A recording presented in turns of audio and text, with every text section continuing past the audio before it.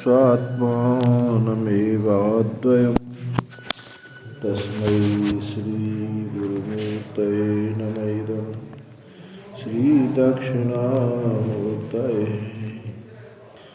मायाच्छायावराकी कथमिव लभतां मय्यनन्ते प्रतिष्ठाम् आस्थाने चेश्वरत्वं दृढहरिहरा हन्तवन्येष्वलिङ्गाः अद्वैते द्वैतखेलाः गगननलिनवत् स्वप्नवज्जीवमेलाः श्रीपूर्णानन्दवाणी श्रुतिशिखरसुधा स्वर्णदीनः पुनातु अखण्डानन्दसम्बोध पूर्तये ब्रह्ममूर्तये सुधास्मितसमाश्लिष्टा नेत्रान्तरस्फूर्तये नमः। शङ्करं शङ्कराचार्यं केशवं बादरायणं सूत्रभाष्यकृतौ वन्दे भगवन्तौ पुनः पुनः। ईश्वरो गुरुरात्मेति मूर्तिभेदविभागिने व्योमवद्व्याप्तदेहाय दक्षिणामूर्तये नमः। सदाशिवसमारम्भाः शङ्कराचार्यमध्यमाः अस्मदाचार्यपर्यन्तं वन्दे गुरुपरम्पराम्। प्रथम अध्याय के दूसरे पाद का पहला अधिकरण सर्वत्र प्रसिद्धि अधिकरण में हम लोग विचार कर रहे हैं, जिसमें संदेह है मनो में भारूपः श्रुति पर विचार है। इसमें संदेह है कि जो प्राण और मन से संबंध होना, हृदय में रहना, अति सूक्ष्म होना, ये सब जीव में ही घटित होता है। मनोमयत्वादि धर्मों का समन्वय होने से मनोमय ये क्या है? ये जीव ही है। सिद्धांति का कहना है कि मनोमय मयठ और तद्धित इन प्रत्ययों का प्रयोग होने से प्राण शरीर पद बहुब्रीहि समास है। प्राण पद बहुब्रीहि समास माने प्राण यस्य, जिससे प्राण संचलित होता है, ऐसा सर्वं खल्विदं ब्रह्म और ब्रह्म शब्द का भी प्रयोग होने से उपक्रम में भी उपसंहार में भी इससे ये सिद्ध होता है कि ये मनोमय प्राण शरीर भारूपः ये जो श्रुति है ये ब्रह्म में ही लागू होती है। इसी में हम लोग विचार कर रहे हैं। ये अनुपपत्तिस्तु न शारीरः, इस सूत्र पर आज विचार करेंगे। अनुपपत्ते तु न शारीरः। अनुपपत्ते सत्य संकल्पत्वादि विवक्षित गुणानां जीवे समन्वय अभावा। जो सत्य संकल्पत्वादि जो विवक्षित गुण है, इसका जीव में समन्वय नहीं हो सकता, क्योंकि जीव सत्य संकल्प नहीं है। न सत्य संकल्पत्वादि गुण ही न उपास्य तु एव ब्रह्म ही उपास्य। तो इससे क्या सिद्ध होता है कि ये ब्रह्म ही उपास्य है। इस सूत्र की ये पदोक्ति पदच्छेद ऐसा हम समझे। आगे भाष्य देखें। पूर्वेण सूत्रेण ब्रह्मणि विवक्षितानां गुणानां उत्पत्तिरुक्ता। पूर्व सूत्र से विवक्षित जो सूत्र था, विवक्षित गुणोपपत्तिश्च, इस सूत्र में ये कहा गया कि ब्रह्म में ही ये विवक्षा उपपत्ति सिद्ध होती है। अनेन्तु शारीरे तेषाम् अनुपपत्तिरुच्यते। और अनेन्तु शारीरे इस सूत्र से तो शारीरे तेषाम् अनुपपत्तिरुच्यते। तो इस सूत्र में जीव में उन गुणों का अभाव दिखलाते हैं कि ये जो विवक्षित गुण है वो जीव में संभव नहीं होंगे। तू शब्दो अवधारणार्थ, जो मंत्र में वो सूत्र में तू शब्द है, ये किसके लिए है? अवधारण। अवधारण बोलते हैं निश्चयता, निश्चय। तो ब्रह्मैव उक्तेन न्यायेन मनोमयत्वादि गुण, ब्रह्म के द्वारा जो कहे गए अनेन्यायेन ब्रह्मैव उक्तेन न्यायेन, ये जो उक्त न्याय है ब्रह्म में ही घटित होता है। मनोमयत्वादि जो गुण हैं ब्रह्म में ही संगत होंगे, न तो शारीर, जीव में ये संगत नहीं हो सकते। जीवो मनोमयत्वादि गुण यत कारणम सत्य संकल्प आकाशात्मा अवाकी अनादर जायान पृथिव्या इति एवं जातीय का गुणाना शारीरे आंजस्येन उपपद्यन्ते। ये जो गुण है ब्रह्म में ही संगत होते हैं। जीव में मनोमयत्वादि जो गुण है इनका जो कारण है सत्य संकल्प, आकाश आत्मा, अवाकी यानी जो वाणी से रहित है, अनादर जिसमें स्पृहा इच्छा नहीं, जयान पृथिव्या जो पृथ्वी से बड़ा हुआ है, एवं जातीय गुण जो है इस जीव में आनंद आनजान्यस्येन उपपद्यन्ते, अनायास प्राप्त नहीं हो सकते। तो कैसे हो सकते हैं भाई? अध्यारोप कर लो तो हो जाए, परंतु अनायास उसमें जीव में ये प्राप्त नहीं हो सकते। शारीर इति शरीरे भव इत्यर्थ। शारीर किसे कहा? शंकराचार्य जो भाष्य लिखा इसका नाम भी क्या है? शारीरक भाष्य। शारीर इति शरीरे भव इत्यर्थ, जो शरीर में रहता है उसको बोलते हैं शारीरक, शारीर। तो ननु ईश्वरोपि शरीरे भवति सत्यम, तो शंका की कि ईश्वर भी तो शरीर में रहता है, जीव भी शरीर में रहता है, ये तो ठीक है, लेकिन ईश्वर भी तो शरीर में रहता है। सत्यम ठीक कहते हो, सही, ईश्वर जीव, सही ईश्वर भी शरीर में रहता है। शरीरे भवति न तो शारीरे भवति, वो शरीर में ही होता है, न तो शरीर ए भवति, शरीर में होता है ठीक है, लेकिन शरीर में ही होता है, ये बात उचित नहीं। जीव कहाँ होगा? शरीर में ही होगा। ईश्वर शरीर में भी होगा और अन्यत्र भी होगा। शरीर में होता है न तो शरीर एव भवति, शरीर में होता है ठीक है, लेकिन शरीर में ही होता है ऐसा उचित नहीं है। अजीव तो शरीर में ही होता है। ज्यायान पृथिव्या ज्यायान अंतरिक्षात् आकाशवत सर्वगतस्य नित्यति च व्यापित्व श्रवणा।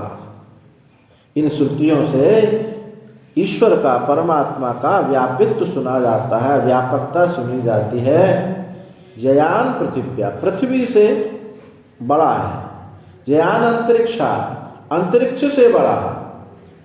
आकाशवत, आकाश के समान है और सर्वगत है, सब जगह पहुंचा हुआ है, व्यापक है और नित्य है। ये गुण जो है परमात्मा के हैं। ऐसा इन श्रुतियों से परमात्मा का व्यापकत्व सुना जाता है। श्रुति कहती है अजीवस्तु, अकिंतु जीव का शरीर एवं भक्ति, केवल शरीर में ही होता है। ये ही सब जगह इसका गोचरपना नहीं होता। तस्य भोग अधिष्ठाना शारीरात अन्यत्र वृत्ति अभावात्, उसका भोग अधिष्ठान से, भोग अधिष्ठानात् शरीरात अन्यत्र वृत्ति अभावात्। जो भोग अधिष्ठान, भोग का जो आयतन है कौन है? ये शरीर है। इस शरीर से अन्यत्र इसकी वृत्ति प्राप्त नहीं होती, परंतु ईश्वर तो सर्वत्र है। तो ये जो गुण ये कहा कि अनुपत्तिस्तु न शारीरः, ये जो गुण है ईश्वर में ही लागू होते हैं, जीव में लागू नहीं होते। इससे, इस श्रुति से मनु में प्राण शरीर भारूपः, ये परमात्मा को ही लक्षित करता है। आगे के सूत्र में कहते हैं कर्म कर्तव्य व्यपदेशाच। कर्म कर्तव्य व्यपदेशात् एतमितः प्रत्यभिसंभवितास्मि इति श्रुतौ एतमिति प्रक्रम्य ब्रह्मणः प्राप्यत्वेन अभिसंभवितास्मि इति शारीरस्य कर्तव्यत्वेन व्यपदेशात्। चापि न शारीर उपास्य किंतु ब्रह्मैव मनोवैत्वादि गुणै उपास्य। ये जो श्रुति है एतमितः प्रत्यभिसंभवितास्मि, इसको इस पद से पूर्व प्रकृति जो ब्रह्म है उसको प्राप्य कहा गया। अभिसंभवितास्मि इससे जीव प्राप्ति करता है। इस श्रुति में कहा है कि इसको मर करके अभिसंभवितास्मि, उसको मैं प्राप्त करूंगा। तो प्राप्त करने वाला अन्य है, अप्राप्त होने वाली वस्तु अन्य है। तो प्राप्तव्य कौन है? ईश्वर है। अप्राप्त करने वाला कौन है? जीव है। तो कर्म कर्तव्य उपदेशात् इससे जीव प्राप्ति करता कहा गया। अकारण भी जीव, इस कारण भी जीव क्या है? उपास्य नहीं हो सकता है। जो प्राप्त करना चाहता है वो उपास्य कैसे होगा? और ईश्वर प्राप्त होने योग्य है तो वो जो है उपास्य है। अब यहाँ प्राप्ति कर्ता आदि से आप ये लक्षणा से बात कही जा रही है। ऐसा नहीं कि ईश्वर प्राप्त होता है, ईश्वर जीव प्राप्त करने वाला है। यहाँ साधनत्व की दृष्टि से ऐसी लक्षणा से बात की, क्योंकि हम परमात्मा का स्वरूप जो है हम नहीं जानते हैं, ज्ञान के द्वारा उसको जानना चाहते हैं। तो ज्ञान से अज्ञान निवृत्ति उपलक्षित परमात्मा प्राप्य है, ऐसे समझेंगे। इतश्च न शारीरो मनोमयत्वादि गुणः, और इस कारण से भी जीव जो है मनोमयत्वादि गुण वाला नहीं है। यस्मात् क्योंकि कर्म कर्तव्य उपदेशो भवति, कर्म कर्तव्य व्यपदेशो भवति। एतस्मिन्नितः प्रत्यभिसंभवितास्मि एतमिति प्रकृतं मनोमयत्वादि गुण उपास्य आत्मानं कर्मत्वेन प्राप्यत्वेन व्यपदेशति। एतम, जिसका ये प्रकरण चल रहा है, ये जो प्रकरण जिसका चल रहा है, ये मनोमयत्वादि गुण उपास्य आत्मा को कर्म रूप से, प्राप्य रूप से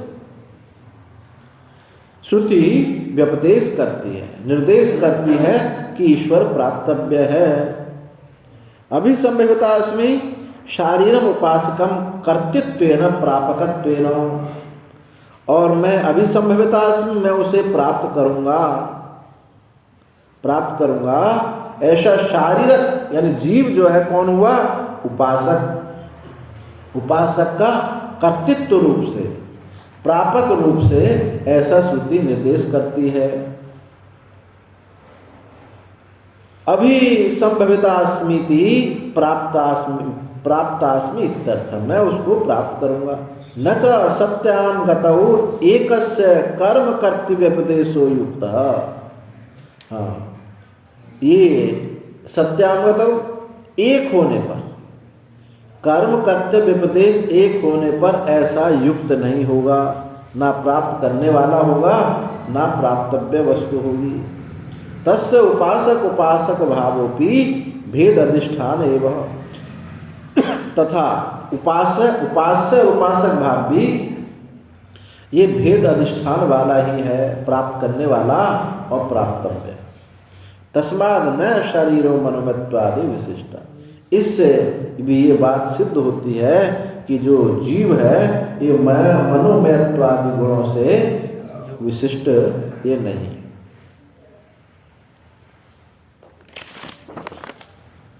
और शब्द विशेषात, इस सूत्र से भी शब्द विशेषात अंतरात्मन पुरुषो हिरण्मय इति श्रुत्यंतरे जीव परमात्मनो अभिधायकयो सप्तमी प्रथमांतरात्मन पुरुष शब्दयो भेदा न शारीर उपास्य किंतु ब्रह्मैव उपास्य। ये जो श्रुति है अंतरात्मा पुरुषो हिरणमय, हिरणमय जो पुरुष है इस श्रुति में क्या सप्तमी विभक्ति अंतरात्मन, अंतरात्मन क्या है छांदस, ये अंतर आत्मनि ये सप्तमी विभक्ति होगी। सप्तमी विभक्ति अंतरात्मन शब्द जीव का वाचक है और प्रथमांत कौन है पुरुष। अंतरात्मा में पुरुष हिरणमय है तो पुरुष है प्रथमांत, ये परमात्मा का वाचक है। तो इससे विभक्ति भेद से शब्द भेद से इन शब्दों से प्रतिपाद्य जीव और ब्रह्म भी भिन्न भिन्न है। एक अंतर आत्मा में है और उसको पुरुष प्राप्त करना चाहता है तो प्राप्तव्य अलग हुआ और प्रापक अलग हुआ। इससे जीव ब्रह्म भी भिन्न भिन्न है। इस कारण से जीव ये उपास्य नहीं है, ये ब्रह्म ही यहाँ उपास्य है। इतश्च शारीराद अन्यो मनोमयत्वादि गुण, इस कारण से भी जीव से ये मनोमयत्वादि गुण जो है भिन्न ईश्वर के ही हैं। यस्मात् क्योंकि शब्द विशेषो भवति, एक शब्द विशेष है। क्या शब्द विशेष है? समान प्रकरण है श्रुत्यंतर, इस समान इसी के समान प्रकरण में ये दूसरी श्रुति भी है। यह ब्रीहि है, शतपथ ब्राह्मण की श्रुति है। यथा ब्रीहिर्वा यवोवा श्यामको वा श्यामा तंडुलो तंडुलो वा एवं अयम अंतरात्मन पुरुषो हिरणमय। जैसे ब्रीहि धान अथवा जौ अथवा श्यामक, श्यामक का चावल नहीं होता है, अथवा श्यामक तंडुलो, श्यामक तंडुलो, ये चावल और समा दोनों को अलग अलग लिया। अयम अंतरात्मन पुरुषो हिरणमय, इस प्रकार अंतरात्मा में ये हिरणमय पुरुष है। इस समानार्थक श्रुति से इस शब्द का भेद है, स्पष्ट शब्द का भेद दिखाई पड़ता है। शरीरस्य आत्मनो यह शब्दो अभिधायक, सप्तम्यंतो अंतरात्मन इति, जीव का, जीवात्मा का जो शब्द है, जीवात्मा का जो कहने वाला शब्द है वो सप्तमी अंतरात्मन है। सप्तमी विभक्ति से यानी अंतरात्मा में है, इस बात से निरूपण करता है। तस्माद विशिष्ट अन्य प्रथमांत, और उससे विशिष्ट जो अन्य है प्रथमांत तो पुरुष जो मनोमयत्वादि विशिष्टता वाला है, विशिष्ट आत्मा का ही अभिधायक कहने वाला है। इससे भी दोनों में भेद हो गया। तस्मात् तयो भेदो अभिगम्यते, इससे भी सिद्ध होता है कि दोनों में भेद है। उपास्य यहाँ ब्रह्म ही है, जीव उपास्य नहीं है। स्मृतिश्च, और इस सूत्र से स्मृतिश्च, ये गीता में 13वें अध्याय में जो श्लोक है, ईश्वरः सर्वभूतानां हृदयेषु अर्जुन तिष्ठति ब्राह्मण सर्वभूतानि यंत्रारूढ़ानि मायया। ईश्वर सब भूतों के हृदय में है, रहता है। ईश्वर सब भूतों के हृदय में स्थित है और ब्राह्मण सब भूतानि, सब भूतों को घुमाता है। यंत्रारूढ़ानि माया, माया से किसको घुमाता है? ईश्वर सबको घुमाता क्या है? लेकिन सबको, यहाँ तो सबको कहा ईश्वर सर्वभूतानां हृदयेषु अर्जुन तिष्ठति, ब्राह्मण सर्वभूतानि, सब भूतों को घुमाता माया से। लेकिन यहाँ एक शब्द और रख दिया है, यंत्रारूढ़ानि, माया से घुमाता है लेकिन यंत्रारूढ़ानि, यंत्र पर चढ़े हुओं को घुमाता है।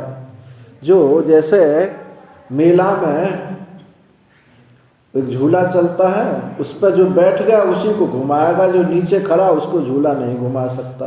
तो शरीर रूपी यंत्र पर जो आरूढ़ हो गए हैं, अविद्या से जो शरीर रूपी यंत्र पर आरूढ़ हो गए, उनको ये ईश्वर घुमाता है, सबको नहीं घुमाता। जो जो ऐसे तत्ववेता महापुरुष हैं उनको नहीं घुमाता, वो तो उनकी आत्मा से अभिन्न ही है। तो ये शरीरधारी प्राणी को माया से घुमाता हुआ ईश्वर सब भूतों के हृदय में रहता है। इस स्मृति में भी जीव और ब्रह्म का भेद कहा गया है। घूमने वाला जीव है और घुमाने वाला ईश्वर है। अत्र है, पूर्व पक्षी कहता है, कहा पुनरयम शारीरो नाम परमात्मनो अन्य या प्रतिसिध्यते अनुपपत्तेस्तु न शारीर इत्यादि। पूर्व पक्षी ने कहा कि परमात्मा से अन्य सारी नामक ये जो जिसको कह रहे हैं जीव जो है कौन है, जिसका कि अनुपपत्तेस्तु न शारीर इत्यादि, इस सूत्र से कहा कि वो जीव में नहीं है। अनुपपत्ति सूत्र से इसका प्रतिषेध किया गया था। वो कौन है? तो सारी नामक ये है कौन?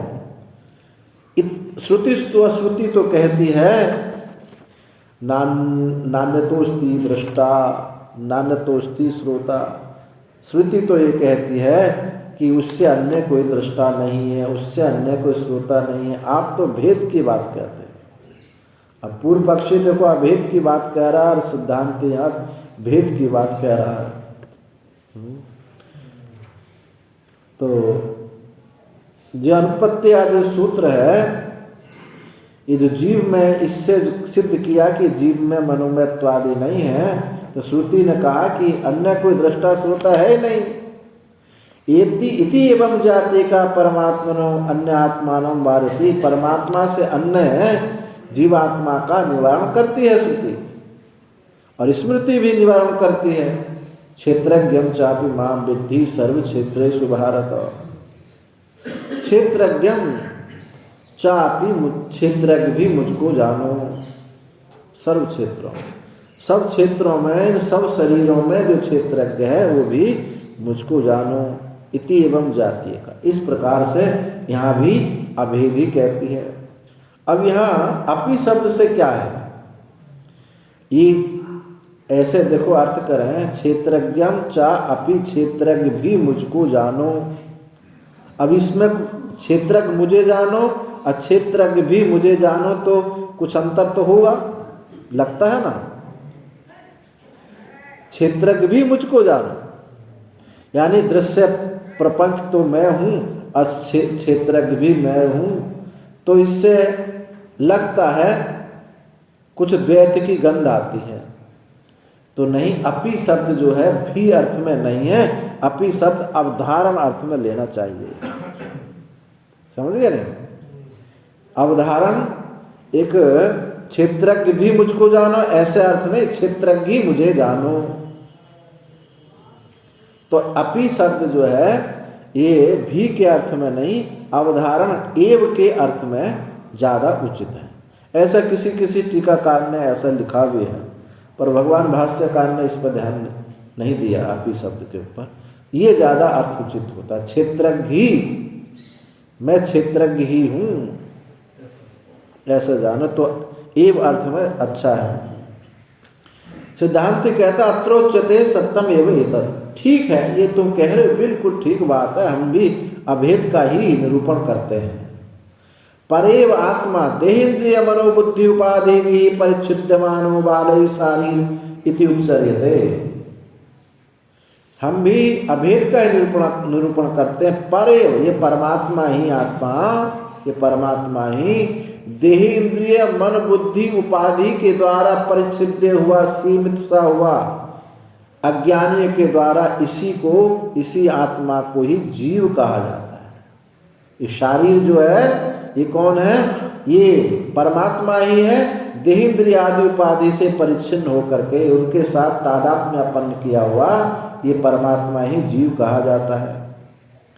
यथा जैसे घट कर्क आदि उपाधि वसाद अपरिच्छिन्नवपि नभ परिच्छिन्नवद अपभासते तद्वत्। जैसे घट, घड़ा, करक माने कमंडल बोलते हैं, घट करक आदि उपाधि के वसात जो अपरिच्छिन्न, जो अनंत आकाश है वो भी परिच्छिन्न सा भाषित होता। कहते हैं कि ये घटाकाश है, ये मठाकाश है, कर्काकाश है, ऐसा व्यवहार करते हैं, व्यवहार में ऐसा उपचरित होता है। इसी प्रकार से ये आत्मा अनंत है, व्यापक है। तदपेक्षया च कर्म कर्तृत्वादि भेद व्यवहारो न विरुद्धते। इसी प्रकार से परमात्मा भी ये कर्तृत्व कर्म आदि की उपाधि से ऐसा मालूम पड़ता है और इस प्रकार से भेद का कथन हम करते हैं। उसकी अपेक्षा से ही कर्म कर्तृत्वादि भेद व्यवहार है, इसलिए इसमें कोई विरोध नहीं है। विरुद्धते प्राक तत्वमसि इति आत्मेकत्व उपदेश ग्रहणा। तत्वमसि आदि महावाक्य से जो एकत्व का ज्ञान हो जा है, इस ज्ञान होने से पूर्व अविद्या प्रतिपस्थापित होने से ऐसा भेद व्यवहार मालूम पड़ता है। गृहीते तो आत्मेकत्वे बंध मोक्ष आदि सर्व व्यवहार परिसमाप्ति रेव स्यात्। जब आत्मेकत्व बोध हो गया तब बंध मोक्ष आदि सब व्यवहार की परिसमाप्ति। ना तो ये कहा जा सकता है बंधन में, न ही मुक्त कहा जा सकता है।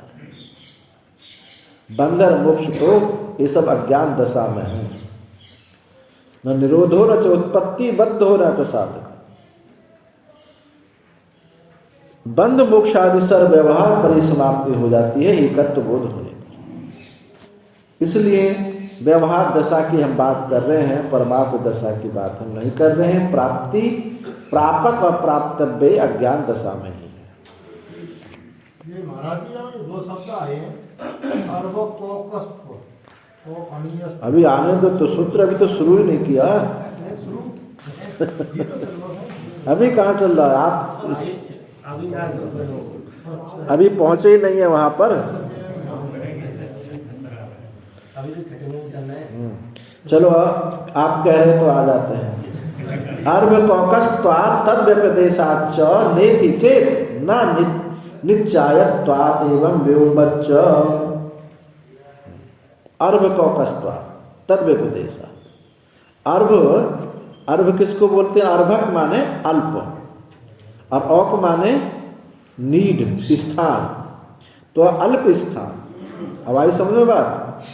अर्भ कौकस्त्वात् माने अल्प स्थान स्थित्वात्। अर्भक माने अल्प और कौक माने स्थान, नीड। यस, पक्षियों का घोंसला होता ना, तो स्थान कहा जाता उनका।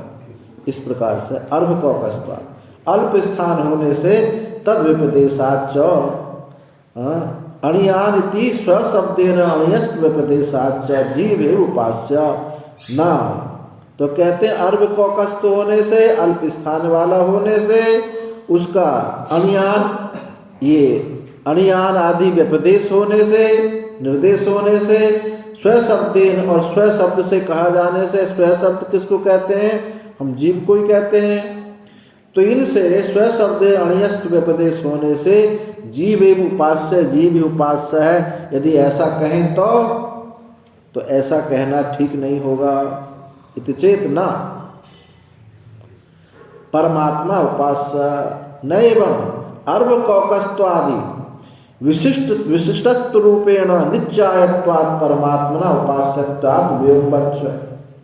यथा सर्वगतमपि व्योम सूच्याद्यवच्छेदेन अर्भ कौकस् अणयश्च व्यपदिश्यते तद्वत् ब्रह्म भी व्यपदिश्यते इति ब्रह्मैव उपास्यं। ब्रह्म उपास्य है। क्यों? अर्भ कौकस्थ अणयस्त आदि धर्म परमात्मा ही उपास्य है। आकाश जैसे सर्वगत होते हुए, आकाश सर्वगत होते हुए भी सुई के छिद्र में क्या कहेंगे? परिच्छिन्न होकर कहेंगे सुई का आकाश है। ऐसे ही अर्भ कौकस्थ अणयस्त आदि जो है ये उपाधि से उसी के नाम है। उस उपाधि से उसी के नाम कहे जाते हैं। ये ब्रह्म ही उपाधि संसर्ग से अर्भकौक अणयस्त आदि धर्म वाला सा हो जाता है। वस्तुतः वो अनंत ही है। तो अर्भकौकस्त्वादि ये जीव के धर्म नहीं है, ये ब्रह्म के ही धर्म है। उपाधि से ऐसा लगता है। अर्भ अर्भकम अल्पकौकोनीडम एस में आत्मांतर हृदय इति परिच्छिन्न आयतनत्वात् स्वशब्देन च अणियान ब्रीहिर्वायवादवा इति अणियस्त व्यपदेश। अणियस्त व्यपदेशात् कहा एस में आत्मा अंतर हृदय, ये मेरा जो आत्मा है यह आत्मा मेरे हृदय में स्थित है, हृदय में। इस प्रकार परिच्छिन्न स्थान के स्थान का कारण कौन हुआ? अल्प परिच्छिन्न स्थान का कारण हृदय हुआ। तो अल्प कौक यानी स्थान जो है या अल्प कौक होने से, सीमित स्थान होने से और अण्यस्त सूक्ष्म होने से, और किससे भी सूक्ष्म है? व्रीहि यवा धान से और जौ से भी वो छोटा है।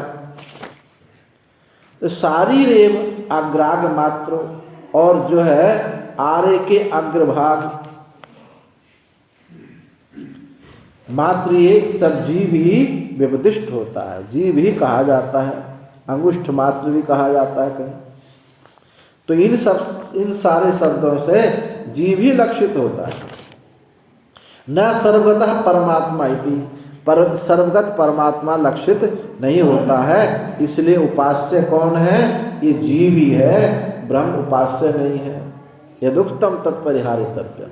अब ये जो तुमने कहा अब इसका हम परिहार करते हैं, ऐसी बात नहीं है।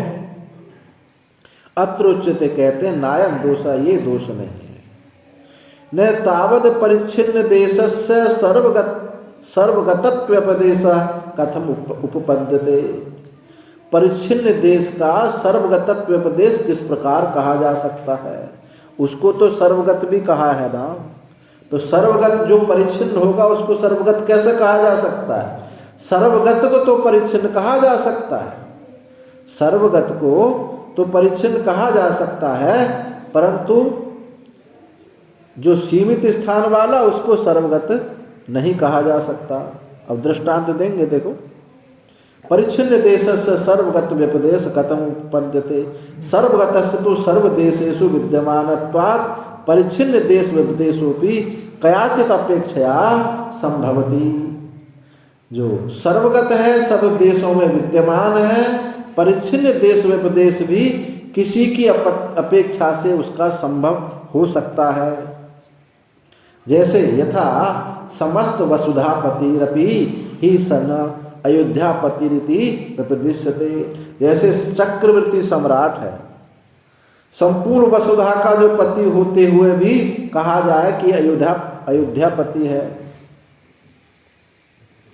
अयोध्यापति है, अयोध्या तो सर्वगत हो, चक्रवर्ती सम्राट है, उसको अयोध्या भी उसी की है। ऐसे ही सर्वगत परमात्मा सर्वत्र है तो हृदय में रहता है, क्योंकि हृदय सब जगह रहता है, हृदय में नहीं रहता, ऐसी बात तो नहीं। तो इस प्रकार से व्यपदेश हो सकता है। कया पुनरपेक्षा सर्वगतः सन ईश्वर अर्भको का अनियास व्यपदिश्यते। फिर किसकी अपेक्षा से? फिर किसकी अपेक्षा?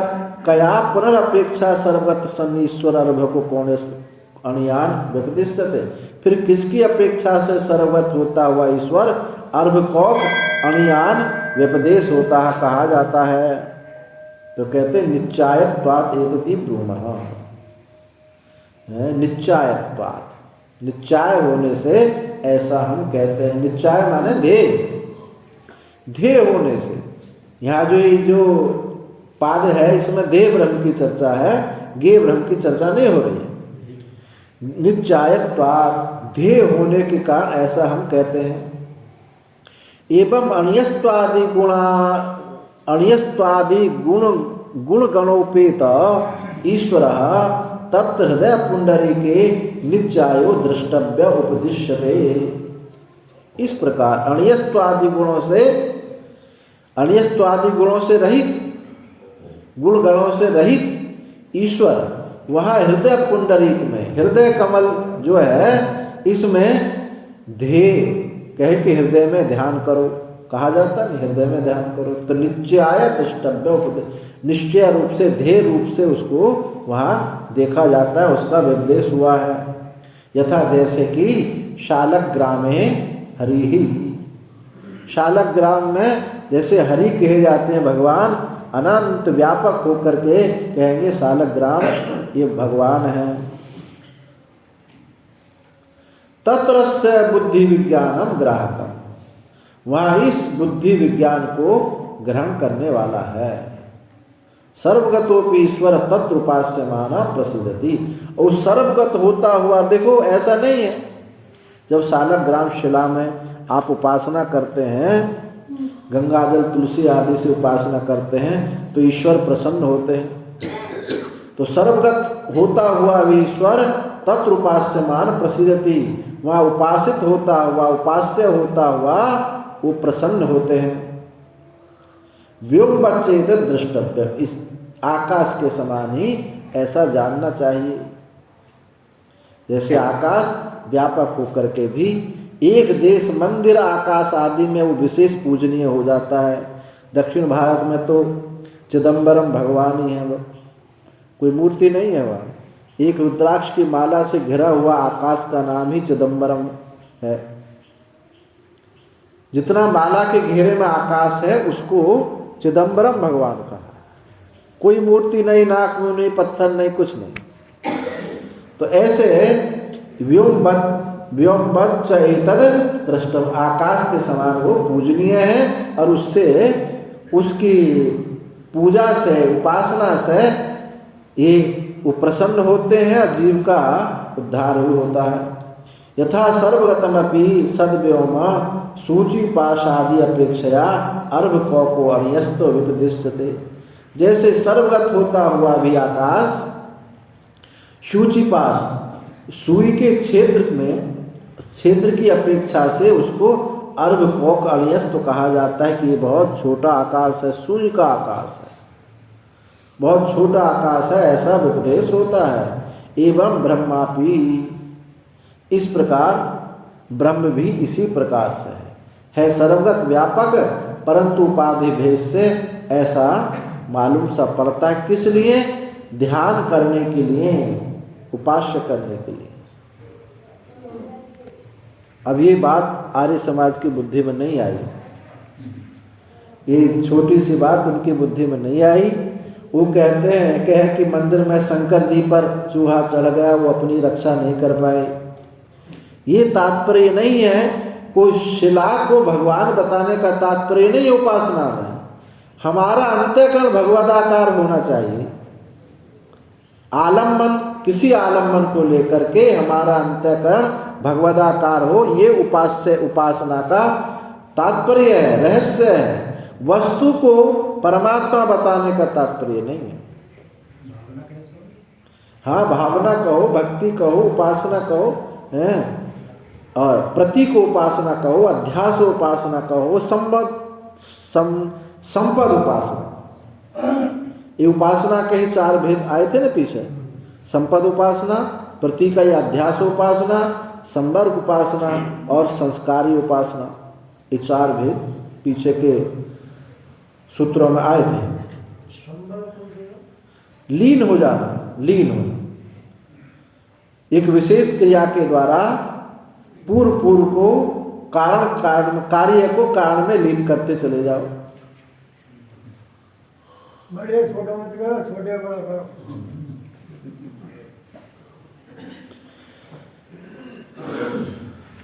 चलो, देहाकार हो जाना, देहाकार, हाँ एक ही बात है। उपास्य कहो, ध्येय कहो, है एक ही बात है। और जब भी उपासना की परिसमाप्ति है, जब इष्ट में हम इष्ट के साथ एकाकार हो जाते हैं, अपने को इष्ट रूप में, तभी उपास्य, यही सायुज्य है। तदेवं निश्चायत्व अपेक्षम ब्रह्मणो अर्भकौकस्त्वान्यस्त्वं च न पारमार्थिकम। ये ध्येय की अपेक्षा से है, ध्यान करने की अपेक्षा से, उपास्य की अपेक्षा से ब्रह्म का अर्भकौकस्त्व अनियस्त ये बताया गया है, वास्तव में वो पारमार्थिक नहीं है। पीछे एक विष्णु पुराण का श्लोक आया था कि हे नारद, जो तुम मेरे इस रूप को देख रहे हो, ये मेरा वास्तविक रूप नहीं है, ये तो माया से मैंने अपने इस रूप को रचा है। ऐसे ही यहाँ समझे, तत्र यद आशंक्यते हृदय आयतनत्वाद ब्रह्मणो हृदय आयतनानां च प्रति शरीरम भिन्नत्वाद भिन्न आयतनानां च सुखादीनाम अनेकत्व सावयत्व आदि दोष दर्शनात् ब्रह्मणोपि तत्प्रसंगा इति तदपि परिहृतम भवति। यहाँ ये शंका की जा सकती है कि हृदय आयतनत्वात्, कि ब्रह्म जो है हृदय में रहने वाला है, उसका जो आधार है, आश्रय है, वो हृदय है। हृदय आयतन होने से, और हृदय आयतनानाम च प्रति शरीरम, और हृदय जो है हर शरीर में अलग अलग है। भिन्नत्वाद भिन्न आयतनानाम, भिन्न होने से भिन्न आयतनानाम, उन भिन्न आयतनों का अलग हर शरीर में अलग अलग होने से सुख आदि नाम अनेकत्व सावयत्व, जो सुख आदि हैं उनका अनेकत्व और सावयत्व, और क्या होगा, अनित्यत्व, सावयवत्व, अनेकत्व और अनित्यत्व आदि दोष ब्रह्म के भी प्राप्त होंगे। ये कहते हैं जैसे अलग अलग शरीर हैं, हृदय सबके अलग अलग हैं, उसमें परमात्मा बैठा है, तो ये सुखदेव है, ये वामदेव है, ये नित्यानंद, सदानंद, भूमानंद, सब अलग अलग जो है नित्यत्व आदि दोष तो ब्रह्म में तो टुकड़े बन गए। तो नित्यत्व आदि दोष दर्शन ब्रह्मोपि प्रसंगा, ये ब्रह्म में भी प्रसंग हो जाए कि ब्रह्म भी परिच्छिन्न हो जाएगा। इति तदपि परिहृतम भवति, ये भी इस दोष का भी परिहार कर दिया गया। कैसे? आकाशवत, ऐसे आकाश नित्य होते हुए, नित्य एकत्व होते हुए भी घटाकाश, मठाकाश, कर्काकाश इत्यादि में अलग अलग मालूम पड़ते हुए भी वस्तुतः उसमें कोई भेद नहीं होता है, इसलिए ये दोष भी समाप्त हो जाता है।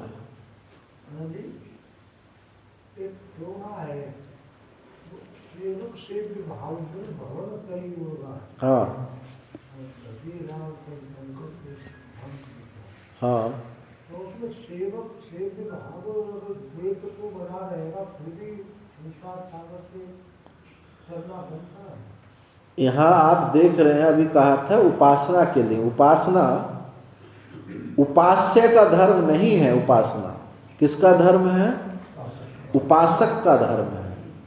अभी मैंने कहा था ना कि शंकर जी को जो शिवलिंग है, उस लिंग को शंकर शिव बताने में तात्पर्य नहीं है, हमारी वृत्ति शिवाकार होने में तात्पर्य है। इससे क्या होगा? शिवाकार होने से हमारे अंतःकरण की शुद्धि होगी। जो ये परंपरागत साधन आप सुने हैं, परंपरागत साधन, बहिरंग साधन, अंतरंग साधन, साक्षात अंतरंग साधन, तो परंपरागत साधन के अंदर योग और उपासना है, इससे हमारा अंतःकरण शुद्ध होगा। तो अंतःकरण शुद्धि के माध्यम से वो परमात्मा से एकत्व बोध उसको होगा। तो प्रारंभ, अब जैसे गीता में कहा, ना कर्मणाम अनारंभात नैष्कर्म्यम पुरुषो स्नुते न तो सन्नसनादेव शुद्धिम समुदिगच्छति। यदि तुम कर्मों का आरंभ नहीं करोगे तो नैष्कर्म्यता को प्राप्त नहीं होगे। जब तक अंतःकरण शुद्ध नहीं होगा, अथा तो ब्रह्म जिज्ञासा में अथा साधन संपत्ति नहीं आएगी, तब तक ब्रह्म जिज्ञासा संभव नहीं है। तो इस दोहे से ये बात कही गई है, सेव्य और सेवक भाव। जब तक परमात्मा की उपासना नहीं करोगे, अंतःकरण शुद्ध नहीं होगा, और अंतःकरण शुद्ध नहीं होगा तो परमात्मा, उसको मोक्ष भी नहीं होगा। परमात्मा, ये इस तात्पर्य है। अच्छा स्वामी जी, 12वें के श्लोक है वो तेषां समुद्धरता मृत्यु संसार सागर। हाँ, भवानी नाचरात पार्थ मैया वेशित चेतसा। हाँ उनको भगवान पार कर देते हैं। हाँ, जाना कालेंगे कैसे करेंगे जाना?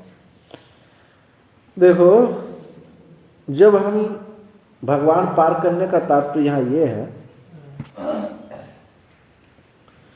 जब हमारा अंतःकरण व्यापक होगा, जब हमने सेव्य की उपासना की है, अंतःकरण जब हमारा व्यापक होगा, तो उस अंतःकरण की व्यापकता का मतलब है कि राग द्वेष का शिथिल हो जाना। तेषां हम समुद्धरता, मैं उसको पार कर देता हूँ। पहले इससे पूर्व श्लोक में आया था, जो मेरी उपासना करेगा, और 10वें अध्याय में भी कहा था कि जो मेरी उपासना, मुझ में ही चित्त जो लगाएगा, मुझ में प्राण लगाएगा, मैं उसको बुद्धि योग देता हूँ। ये अनंत व्यापक बुद्धि होनी, बुद्धि के राग द्वेष शिथिल हो जाने, इसी का नाम है बुद्धि योग देना। अब हम कहें कि हम ये बुद्धि, हम अपने स्वयं करके बुद्धि प्राप्त कर लेंगे, तो ये अहंकार हमारे आड़े आ जाएगा, हमकी हमारी व्यापकता नहीं होने देगा। इसलिए ईश्वर ही करते हैं, इसी से बात उचित होगी। ये विचारात्मक पक्ष, और भक्ति पक्ष में तो भगवान करते ही हैं। मच्चित्ता मद्गता प्राणा बोधयन्तः परस्परम कथयन्तश्च मां नित्यं तुष्यन्ति च रमन्ति च तेषां सततयुक्तानां भजतां प्रीतिपूर्वकं ददामि बुद्धियोगं येन मामु पयान्ति ते तेषामेवानुकम्पार्थम् अहम् अज्ञानजं तमः नाश्यामि आत्मभावस्तु ज्ञानदीपेन भास्वता। तो किसको बुद्धि योग देते हैं? मच्चित्ता मद्गत्प्रा, जिसमें मेरे ही मय्येव चित्त यस्य, मुझ में जिसका चित्त है, मुझ में जिसके प्राण चलते हैं, सब कुछ अनन्य रूपता से, अनन्य रूप से मेरा जो भजन करता है, तो मैं उसको बुद्धि योग देता हूँ। और दूसरे श्लोक में कहा तेषाम एवानुकंपार्थम, उस पर अनुकंपा करने के लिए मैं हृदय में ज्ञान रूपी दीपक लेकर के बैठता हूँ, और जिससे वो मुझको ही प्राप्त हो जाता है।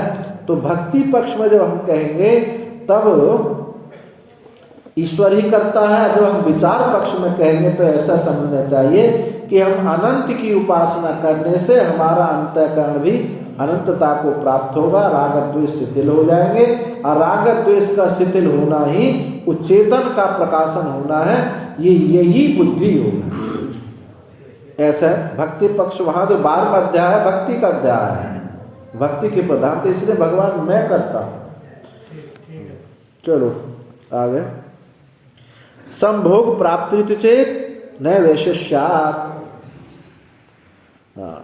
संभोग प्राप्ति, परमात्मा सर्वगतत्वे चेतनत्व विशेषात् जीववत सुख दुखादि अनुभव प्रसंगति चेत। अब ये कहे कि परमात्मा के सर्वगत होने पर चेतनत्व विशेषात्, चेतनत्व सामान्य हो जाता है, और जीववत सुख दुख जैसे जीव को सुख दुख होता है, ऐसे ईश्वर को भी सुख दुख संभोग की प्राप्ति होगी, उसको भी सुख दुख का अनुभव होने लगेगा। क्योंकि परमात्मा यदि सर्वगत हो, तो चेतन होने का सब जीव की तरह, जैसे जीव को सुखी दुखी होता है, जीव भी चेतन है और ईश्वर भी चेतन है, तो जीव जैसे सुखी दुखी होता है, ऐसे ईश्वर भी सुखी दुखी होगा। तो कहते हैं ना, ऐसा नहीं, वैशिष्यात्। ये उसकी विशिष्टता है। क्या विशिष्टता है? जीव ब्रह्मणो भोक्तृत्व अभोक्तृत्व विशेष सद्भावात्। जीव जो है भोक्ता है, और ब्रह्म जो है अभोक्ता है। जीव जो है भोक्ता है। ऐसे गुणों के सद्भाव होने से जीव के भोग से परमात्मा का भोग नहीं होगा, सब जगह रहते हुए भी।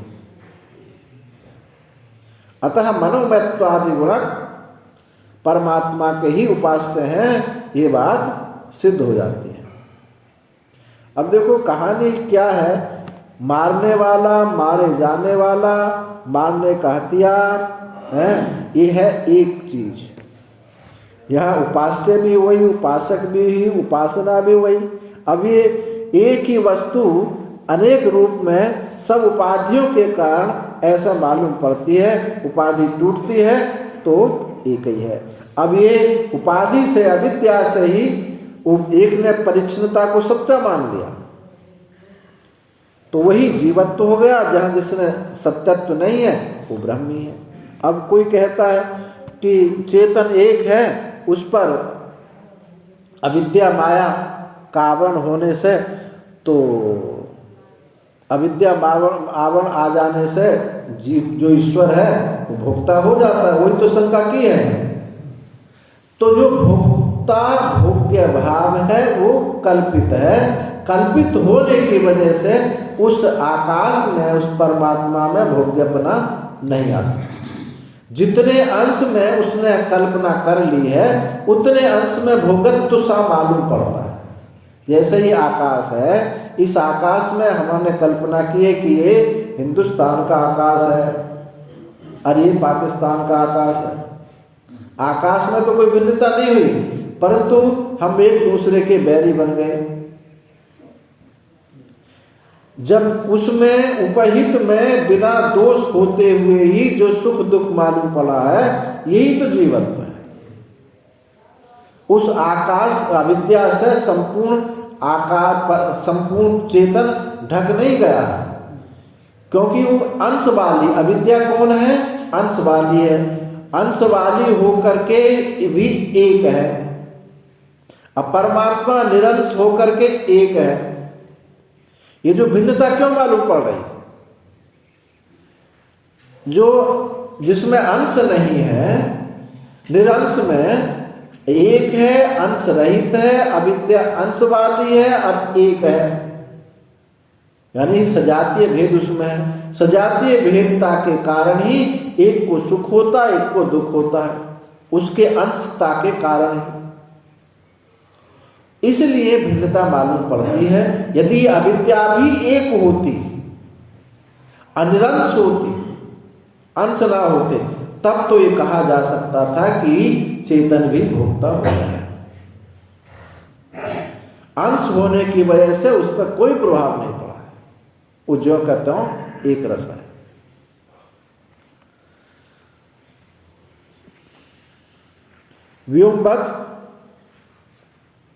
व्योमवत् सर्वगतस्य ब्रह्मणा सर्व प्राणी हृदय संबंधात् चिद्रूपतया च शारीरात् अविशिष्टत्वात् सुख दुखादि संभोगो अपि अविशिष्ट प्रसज्जे।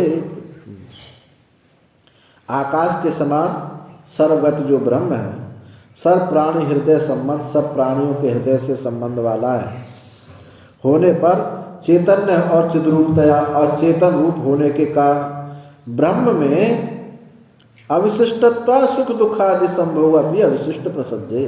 तो ब्रह्म में शरीर में भेद नहीं है। चैतन्य होने के कारण ब्रह्म में और शरीर में भेद नहीं है। इससे भी जीव की तरह ब्रह्म में भी सुख दुख आदि का संभोग मानना पड़ेगा। तो एकत्वात्, क्यों? एक ही है, परमात्मा एक ही है।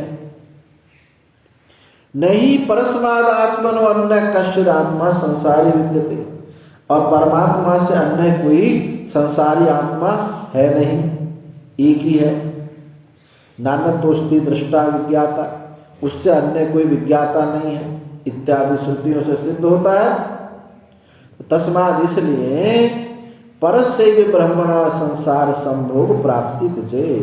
तो इसलिए परमात्मा की, ब्रह्म की ही संसार संभोग प्राप्ति होगी।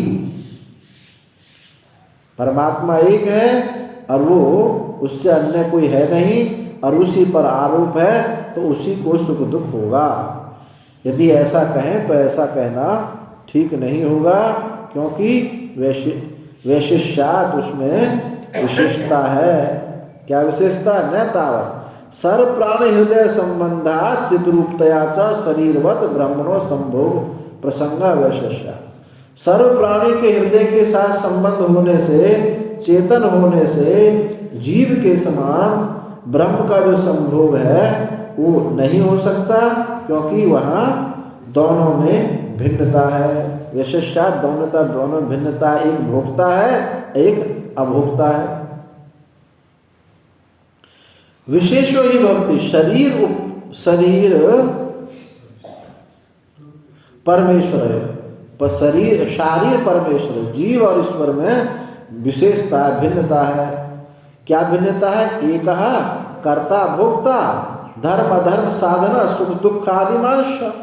एक तो है कर्ता भोक्ता, धर्म अधर्म के साधन से धर्म करता है तो सुख मिलता है, अधर्म करता है तो दुख मिलता है, सुख दुख आदिमान है। और एक जो है तद विपरीत, एक उससे विपरीत है। क्या है विपरीतता? अपहत पापमत्वादि दोष, दो अपहत पापत्वादि से वो पाप आदि से वो रहित है। तो ये दोनों की विलक्षणता है। और ये एक वही पापी हो और वही अपापी हो, ऐसा हो नहीं सकता। तस्मात् अनयो विशेषात् एकस्य भोगो नहीं दृश्य। इसलिए इससे इन दोनों में विशेषता होने से, भेद होने के कारण एक का भोग है, न इतरस्य दूसरे का भोग नहीं होगा। यदि च सन्निधि मात्रेण वस्तु शक्तिमान आश्रित्य कार्य संबंधो अभ्युपगम्ये तो आकाश आदि नाम भी दाहादि प्रसंग। यदि वस्तु शक्ति का आश्रय किए बिना सन्निधि मात्र से, वस्तु शक्ति का आश्रय किए बिना सन्निधि मात्र से कार्य के साथ संबंध माना जाए तो आकाश आदि में भी दहता जलाने का दोष उपस्थित हो जाएगा। गर्मी, जहाँ गर्मी है वहाँ भी आकाश है, तो गर्मी होने से आकाश जलाता नहीं है। तो केवल सन्निधि मात्र से, वस्तु शक्ति को आश्रय किए बिना सन्निधि मात्र से कार्य संबंध यदि हो गए तो आकाश भी आग के सामने होकर के जलाने लगता, लेकिन नहीं जलाता है। सर्वगत अनेकात्वादिनापि समौ एतौ चोद्य परिहार। इसलिए सर्वगत अनेक आत्मत्ववादियों को भी ये चोद्य परिहार, ये संकर समाधान उनके लिए भी समान है। तो किस पर लक्षित किया गया है यहाँ? जो आत्मा को सर्वगत मानते हैं और अनेक मानते हैं, यानी विभु भी मानते हैं और भिन्न भिन्न मानते हैं, अनेक भी मानते हैं। कौन हो गए ये? विशिष्टाद्वैत जितने भी हैं, ये क्या कहते हैं कि आत्मा विभु है, व्यापक है और अनेक है।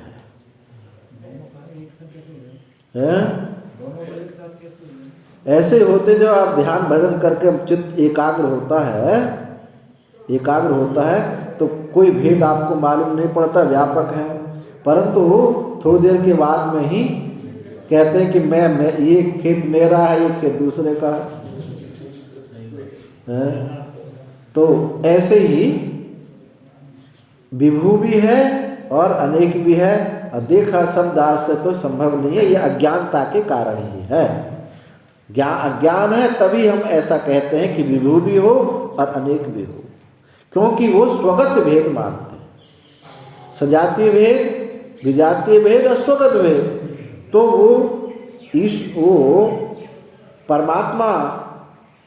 परमात्मा से भिन्न कोई नहीं है, विजातीय नहीं है और सजातीय भी नहीं, परंतु ईश्वर में ही स्वगत भेद मानते हैं। स्वगत में जैसे एक शरीर है, इसी में हाथ पैर आदि अलग अलग अंग हैं, ऐसे ही ईश्वर का जीव को अंश मानते हैं। वो कैसा अंश?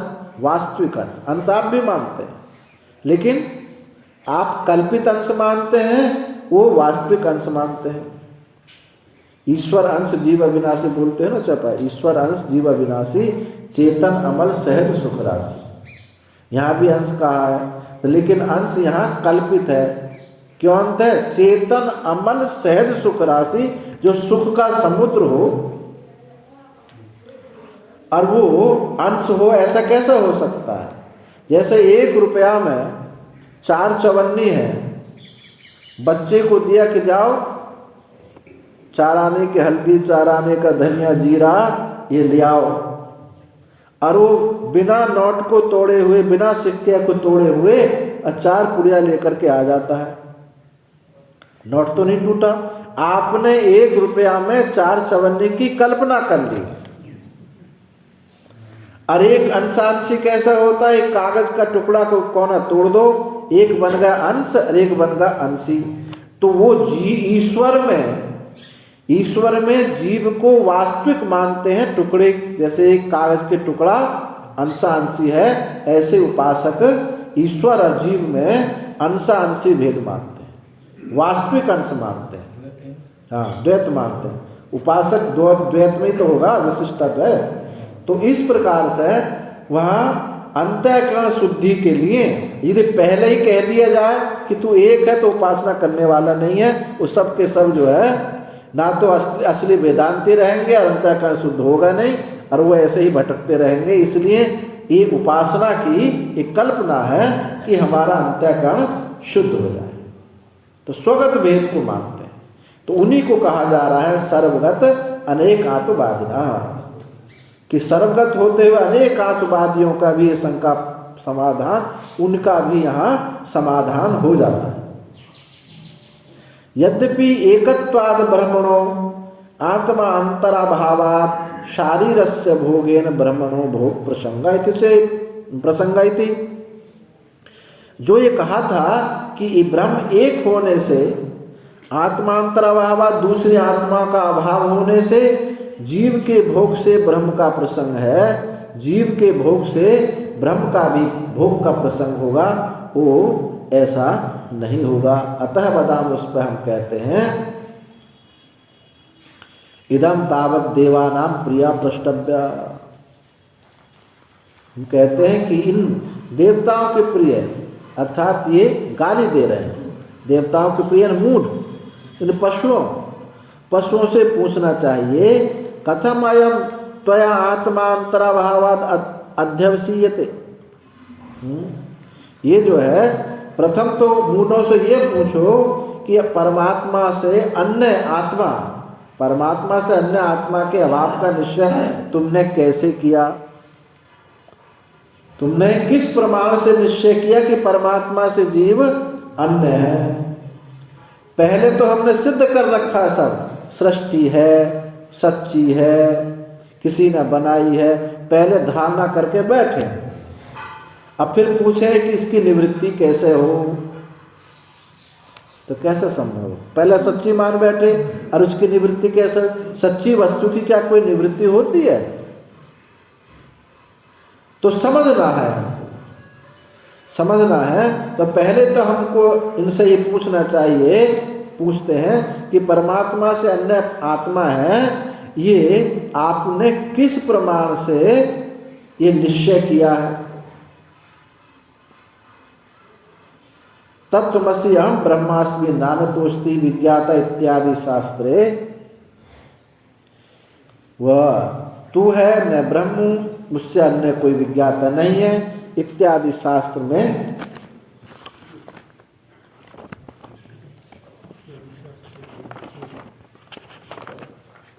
इति चेत, यदि कहो वो ऐसा कहता है कि तत्त्वमसि अहं ब्रह्मास्मि, इससे मैंने निश्चय किया है, यदि ऐसा कहे तो कहते हैं यथा शास्त्रम तर्हि शास्त्रीय अर्थ प्रतितप्यम न तत्र अर्थजल्दीयम लभ्यम। यदि तुम ऐसा कहते हो कि तत्त्वमसि अहं ब्रह्मास्मि शास्त्र से हमने निश्चय किया है, तो यथा शास्त्र, तो शास्त्रीय जो अर्थ है उसको ही प्राप्त करना चाहिए। शास्त्र का क्या अर्थ है? कि एकत्व ही है, न अर्ध जल्दी है, न कि आधा जलना है, विभू भी कह दो और उसको अनेक भी कह दो। विभु भी कह दो, अनेक भी कह दो, ऐसा अर्थ जपती है, ये संभव नहीं होगा। शास्त्रम च तत्त्वमसि इति अपहत पापमत्वादि विशेषणम ब्रह्म शारीरस्य आत्मत्वेन उपदिशत शारीरस्य तावत उपभोक्तृत्व वारयति। ये जो शास्त्र तत्त्वमसि आदि जो शास्त्र है, ये अपहत पापमत्वादि विशेषण ब्रह्म को, ब्रह्म शारीरस्य आत्मत्वेन उपदेश से, इस जीव को ही आत्म रूप से उपदेश करता हुआ जीव के शारीरस्य तावत भोक्तृत्व वारयति, जीव के भोक्तापने का ही निवारण करता है। तत्त्वमसि आदि जो महावाक्य हैं, ये तो जीव को ही ब्रह्म बताने में इनका तात्पर्य है। और इसी से जब जीव को ब्रह्म सिद्ध हो गया, जीव ब्रह्मी है, तो भोक्तापना कहाँ रहेगा? कुतः तद उपभोगेन ब्रह्मणा भोगो प्रसन्न। तो फिर ये बताइए कि जीव के भोग से ब्रह्म का उपभोग कैसे, ब्रह्म भोक्ता कैसे संभव हो सकता? अथ अगृहीतम शारीरस्य ब्रह्म एकत्वेन तदा मिथ्या ज्ञान निमित्त शारीरस्य उपभोगा। यदि अगृहीत शारीरस्य ब्रह्मण एकत्व, जीव का ब्रह्म एकत्व गृहीत नहीं हुआ, ग्रहण नहीं हुआ, तो क्यों नहीं? तब मिथ्या ज्ञान निमित्त शारीरस्य उपभोगा। यदि जीव ब्रह्म नहीं है ऐसा तुमको बोध नहीं हुआ, जीव का ब्रह्मेकत्व गृहीत नहीं हुआ, तो मिथ्या ज्ञान के कारण जीव का उपभोग है, परमात्मा का उपभोग नहीं। न तेन परमार्थ रूप से ब्रह्मणा संस्पर्श, परमार्थ रूप से ब्रह्म का वहां संस्पर्श भी नहीं है। आपकी मिथ्या कल्पना से ही उसमें भेद सा मालूम किया है, अब भेद सा मालूम से ही आप भोक्ता बने। नहीं बालई तन्मलिनता आदि भी व्योमनी, विकल्प माने तन्मलिनता आदि विशिष्टमेव। बच्चों के द्वारा, ज्ञानियों के द्वारा आकाश कहें कि गंदा हो रहा है, तन्मलिन, या आकाश बहुत गंदा हो रहा है, इनके द्वारा तन्मलिनता आदि के द्वारा आकाश में विकल्प करें कि आकाश गंदा हो रहा है, तो तन्मलिनता आदि विशिष्ट उससे आकाश गंदा नहीं हो जाता।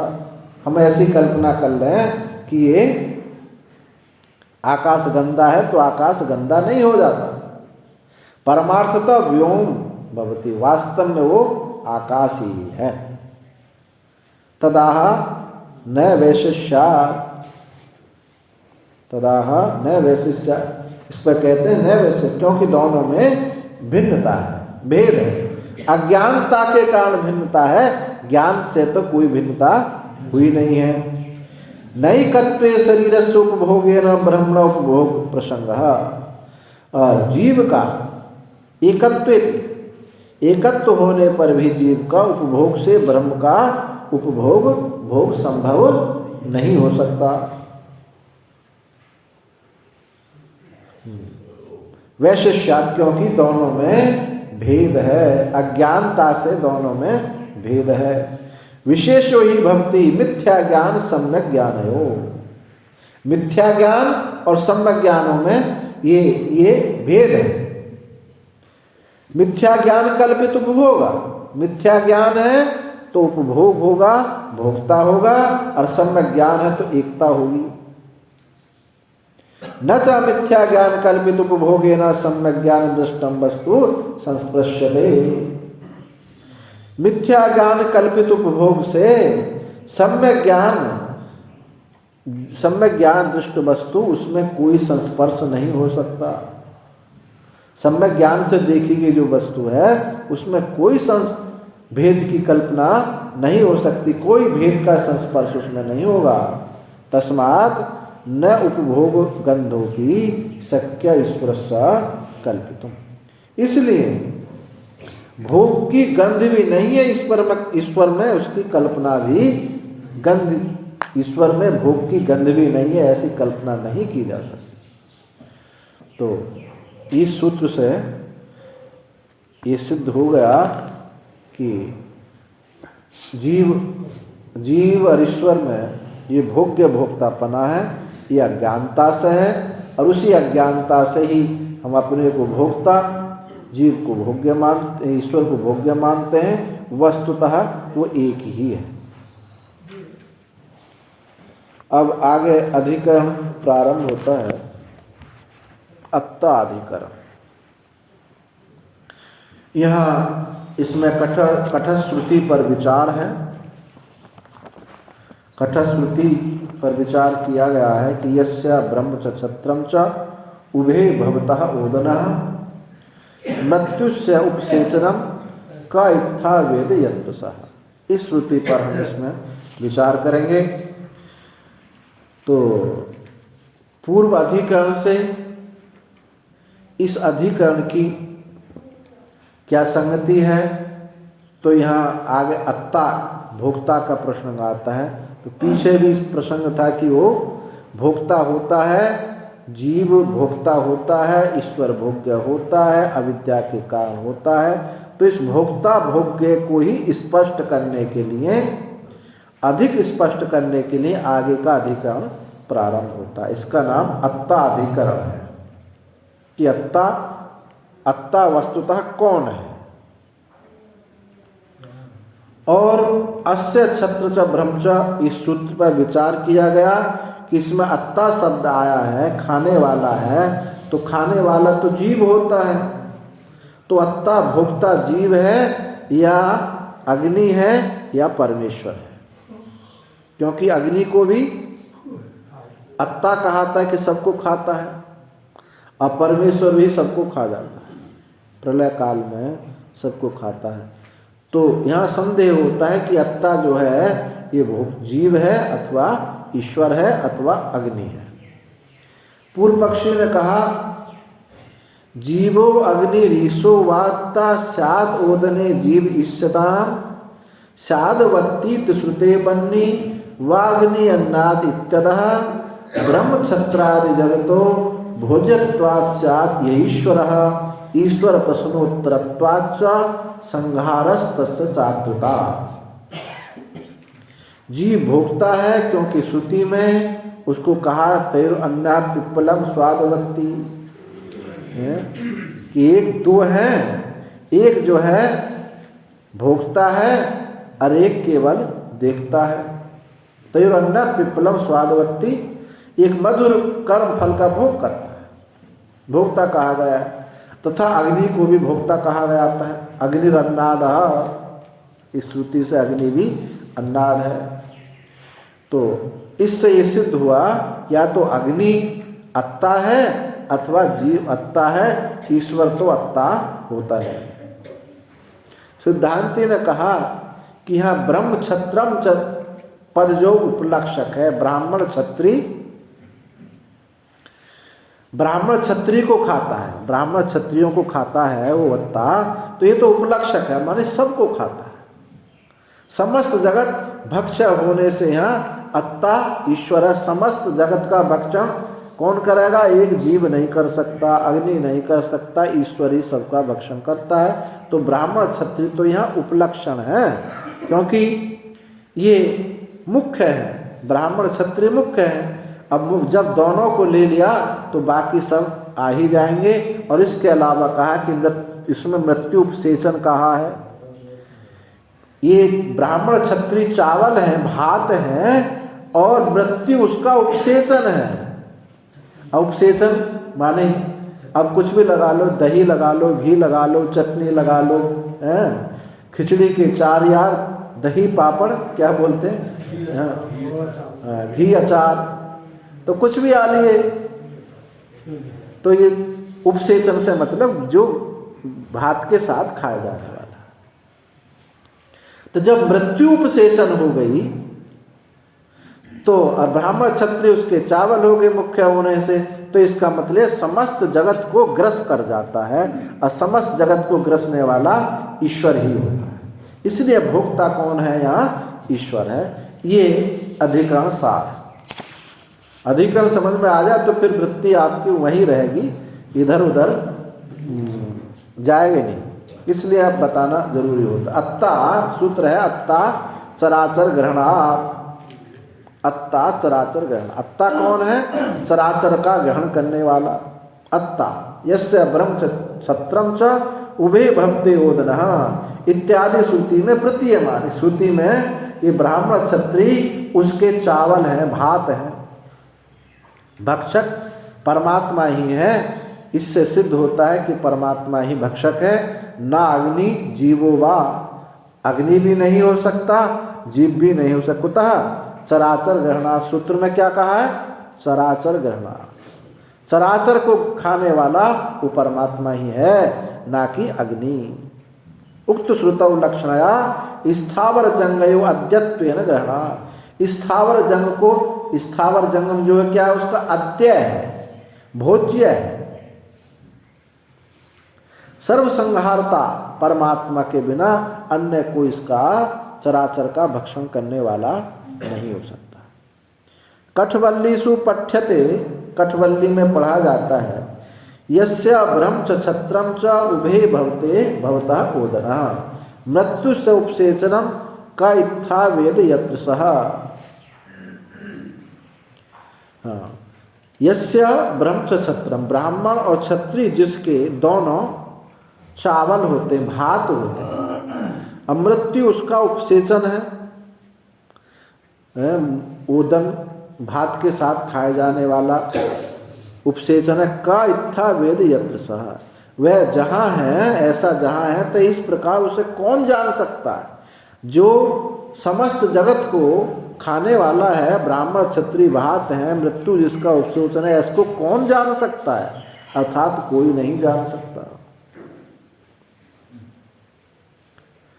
अत्र कश्चिद ओदन उपसेचन सूचितो अत्ता भवति। कोई ओदन चावल और उपसेचन के सूचित होने से कोई इससे श्रुति में पता चलता है कि कोई भक्षण करने वाला कोई अत्ता है। तत्र किम अग्नि अत्ता साथ उद्जीवः, यहाँ अग्नि अत्ता है अथवा कोई जीव है अथवा परमेश्वरी है, ऐसा संशय होता है। विशेष अनवधारणात् क्रियाणाम च अग्नि जीवः परमात्मानाम अस्मिन् ग्रंथे प्रश्न उपन्यास उपलब्ध है। यहाँ विशेष का अवधारण ना होने की वजह से, निश्चय नहीं होने की वजह से तीनों को ही अग्नि, जीव और परमात्मा इस ग्रंथ में प्रश्न उत्तर रूप से इन्हीं की उपलब्धि होती है कि तीनों ये भोक्ता है। किम तावत प्राप्त, तो किसको माने, क्या प्राप्त हुआ? कि अग्नि अत्ता, अग्नि ही, ये पूर्व पक्ष कहता है कि वह अग्नि ही अत्ता होगा। कुता कैसे? अग्निरन्नादः इति श्रुति प्रसिद्धिभ्याम, श्रुति से भी और प्रसिद्धि से भी अग्नि सबको खाने वाला है, ये प्रसिद्धि है। अब इतने पहाड़ के पहाड़ हम खा गए होंगे जब से, अब तक खा ही तो रहे कि तो कौन खा रहा है? ये जठराग्नि तो खा रही है। अब कितना बड़ा क्षेत्र हम खा गए होंगे, तो अग्नि अन्नाद, अग्नि जो है ये अन्नाद है, खाने वाला है। जीवो वा अत्ता, अथवा जीव ही अत्ता होगा। क्यों? श्रुति ने कहा तैव अन्ना पिप्पलम स्वादवती, उन दोनों में क्या है? श्रुति हो द्वा सुपर्णा सयुजा सखाया समानम दक्षम परिश्वस सुजाते तैव अन्ना पिप्पलम स्वादवती अनसनयनो अभिचाकसी, ये मंत्र है। तो तैव अन्ना, उनमें दोनों में एक ही पिप्पलम स्वादवती कर्म फल का भोग करने वाला है। तो ये जीव हो सकता है अत्ता, न परमात्मा। परमात्मा तो हो ही नहीं सकता है। क्यों? अनसनन्यो अभिचाकसी, वो तो केवल बिना खाए हुए देखता रहता है। अनसनन्यो अभिचाकसी, केवल देखता है, वो तो देखना ही उसका स्वभाव है। तो खाता नहीं है, केवल देखता है, तो परमात्मा तो हो ही नहीं सकता। इति दर्शनात्। अब सिद्धांती कहते हैं इति एवं, इस प्रकार पूर्व पक्ष के कहने पर सिद्धांती ने कहा अत्ता अत्र परमात्मा भवितुम अर्हति। अत्ता यहाँ परमात्मा ही होने के योग्य है। कुतः? क्यों चराचर ग्रहणात्। सूत्र में क्या कहा? चराचर का ग्रहण करने वाला है। जीव कितना खा लेगा? कितना ही भी भ्रष्ट हो, चाहे अपना पराया कुछ भी खाता है, लेकिन सबको एक साथ ग्रहण नहीं कर सकता। चराचरम ही स्थावर जंगम मृत्यु सेचन यह आद्यत्वेन प्रतीयते। क्योंकि चराचर स्थावर जंगम मृत्यु उपसेचन या आद्य रूप से मृत्यु उपसेचन कहा गया है। भात के साथ खाई जाने वाली वस्तु चटनी आदि कही गई है, प्रतीत होता है। हाँ, ये सिद्धांत कह रहा हूं। चराचर ग्रहण, चराचर को ग्रहण करता है। चराचर कौन है? स्थावर जंगम। और स्थावर जंगम को भी, और मृत्यु जो सबका ग्रस करने वाला मृत्यु है, वो मृत्यु वहाँ चटनी है उसकी, भात के साथ खाई जाने वाली है, तो वो भी आद्य रूप से प्रतीत होता है। मृत्यु भी वहाँ भक्ष्य रूप से प्रतीत होती है। तादृशस्य अद्यस्य न परमात्मनो अन्न। इस प्रकार का जो अद्य भक्ष्य है कि चराचर और मृत्यु का भी जो भक्षण करने वाला होता है। एक मंत्र और है, यहाँ पंचम धावती, मृत्यु पंचम धावती, एक मंत्र और है, कौन से उपनिषद में आ रहा ध्यान नहीं आ रहा, कि जिसके भय से मृत्यु भी दौड़ी भागती फिरती है। मृत्यु भी भागती रहती है। तो इस प्रकार का जो अद्य है, आद्य भक्ष्य है, वो परमात्मा से अन्य नहीं हो सकता। परमात्मा ही उसका खाने वाला होगा। न परमात्मा अन्य कार्य से न अत्ता संभवती। पूर्णता से ऐसा खाने वाला कोई और संभव नहीं होता। परमात्मा तो विकार जातम संहर सर्वम अत्ति उपपद्यते। क्योंकि परमात्मा इस विकार समूह को संहार करता हुआ सबका अत्ता होता है। यही बात ठीक है। ननु यह चराचर ग्रहणम नोपलभ्यते। यहाँ चराचर ग्रहण प्राप्त नहीं होता है। कथम तत्कथम सिद्धवत चराचर ग्रहणम हेतुत्वेन उपदिश्यते। अब यहाँ चराचर जो ग्रहण है वो यहाँ प्राप्त नहीं होता, तो फिर चराचर का ग्रहण किस हेतु से आप स्वीकार कर रहे हैं? आपने चराचर क्यों ले लिया? सूत्र में चराचर ग्रहण क्यों किया है? तो कैसे नेश दोष है? ये दोष है। मृत्यु उपसेचनत्वेन यह आद्यत्वेन सर्वस्य प्राणी निकायस्य प्रतीयमानत्वात्। भाई चराचर ग्रहण इसने लिया चराचर का क्योंकि मृत्यु उपसेचन कहा है। अब मृत्यु ऐसा थोड़ी है कि मृत्यु जो है ये मनुष्यों की होती है, पशुओं की नहीं होती, अथवा इन पेड़ पौधों की, वनस्पतियों की सबकी मृत्यु होती है। जो जन्मते हैं वो सबकी मृत्यु होती है। इसलिए मृत्यु उपसेचन होने से चराचर ग्रहण करना चाहिए।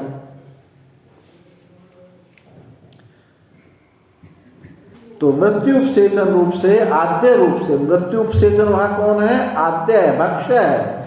इससे संपूर्ण प्राणी समुदाय का प्रतीयमान, संपूर्ण प्राणी समुदाय माना जाता है। स्थावर अजंगम जड़ चेतनात्मक जो भी है सब मृत्यु का ग्रास है। इसलिए चराचर ग्रहण किया गया है। ब्रह्म क्षत्रेयश्च प्राधान्यात् प्रदर्शनार्थत्वोपपत्ते। क्योंकि ब्राह्मण और क्षत्रिय तो मुख्य हैं, इसलिए मुख्य को ग्रहण करने पर सभी वहाँ आ जाता है। यत्तु परमात्मनोपि न अत्रित्वं संभवति। किंतु जो परमात्मा में अत्रित्व संभव नहीं है ऐसा जो कहते हो, अनशननो भिचाकसीति इति दर्शनात्, इस श्रुति से देखा जाता है कि अनशन वो खाता पीता नहीं है और केवल देखता है। तो उस पर कहते हैं अत्र उच्यते कर्मफल भोगस्य प्रतिषेधकम एतद् दर्शनम। वहाँ जो श्रुति है संपूर्णता को ग्रहण करने की वाले की बात से नहीं कही गई है, वहाँ तो कर्म फल की दृष्टि से कही है कि जैसे जीव कर्म फल का भोग करता है ऐसे ईश्वर कर्म के फल का भोग नहीं करता, क्योंकि उससे कर्म होता ही नहीं है। कर्म फल भोग प्रतिषेधकम एतत् दर्शनम, ये जो विचार है यह कर्म का प्रतिषेध करने वाले की दृष्टि से बात कही गया। तस्य सन्निहितत्वात्, क्योंकि उसी की सन्निधि है। सन्निधि वहाँ क्या, सन्निधि क्या है? पिप्पलम स्वादवत्ती, कर्म फल। तस्य सन्निहितत्वात्, क्योंकि जीव की सन्निधि में ही वहाँ ईश्वर कहा है। द्वा सुपर्णा सयुजा सखाया समानम रक्षे एक परिस्वस्थ जाते। तो यहाँ जीव ईश्वर है, अब जो नहीं खाता केवल देखता ही है, तो वहाँ तो उत्कृष्ट के लिए कहा है, वहाँ तो निर्विशेष तत्व के लिए कहा है, लेकिन ईश्वर के लिए। हाँ, तो ईश्वर परमात्मा ही तो है, ब्रह्म ही तो है ईश्वर। वहाँ कहा है द्वा सुपर्णा, सब पक्षी का रूपक लिया, द्वा सुपर्णा सयुजा सखाए, ऐसे सखाए सयुजा है अयुत सिद्ध, कभी अलग नहीं रह सकते।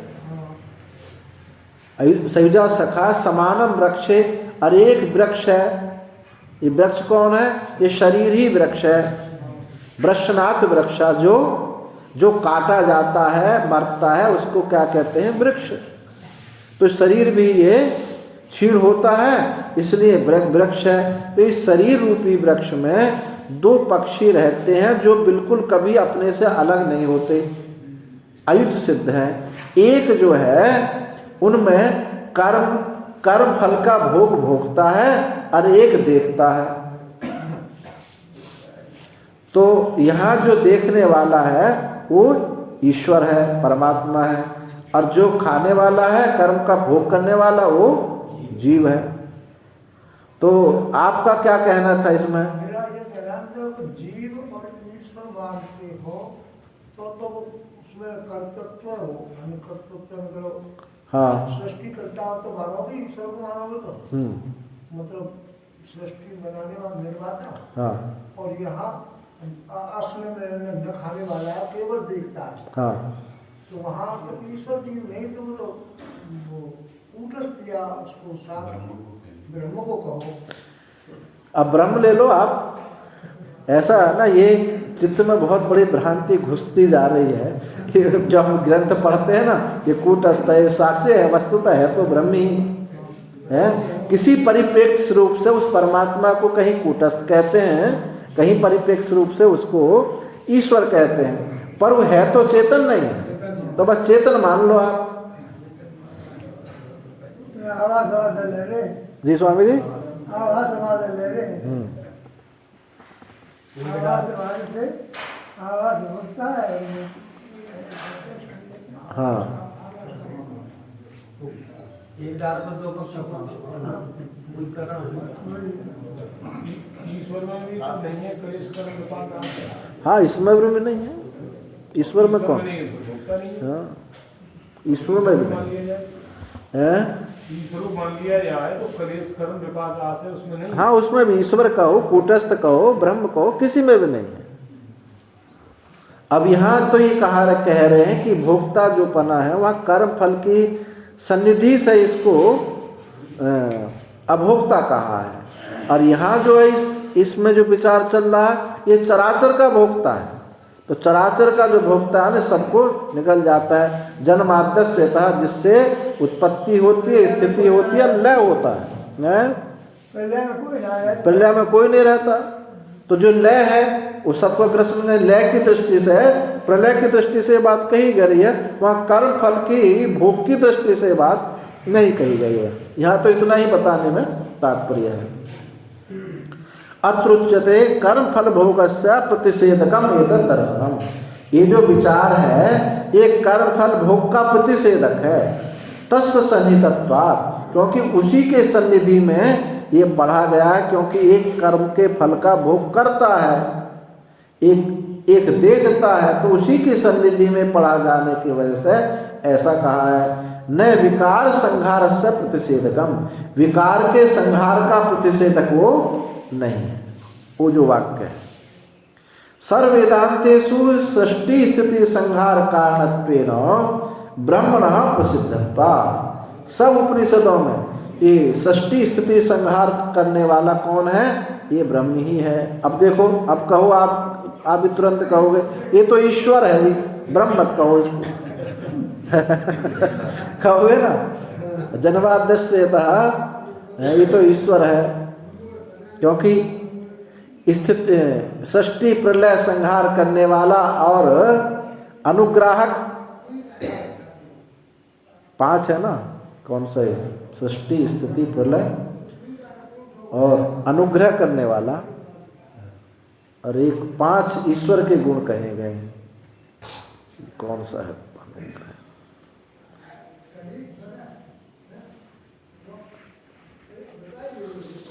तस्मात् परमात्मा एव इह अत्ता भवितुम् अर्हति, इसलिए परमात्मा ही ना अत्ता कहना उचित है। और प्रकरणाच्च, और दूसरे सूत्र से कहते हैं प्रकरणाच्च, प्रकरण से,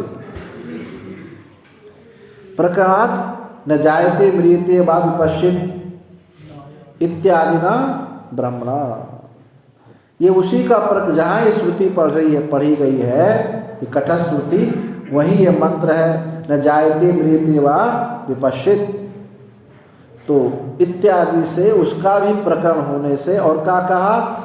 का इत्था वेद यत्र सह, उसको कौन जान सकता है? यत्र सह, उसको जहाँ वो है उसको कौन जान सकता है?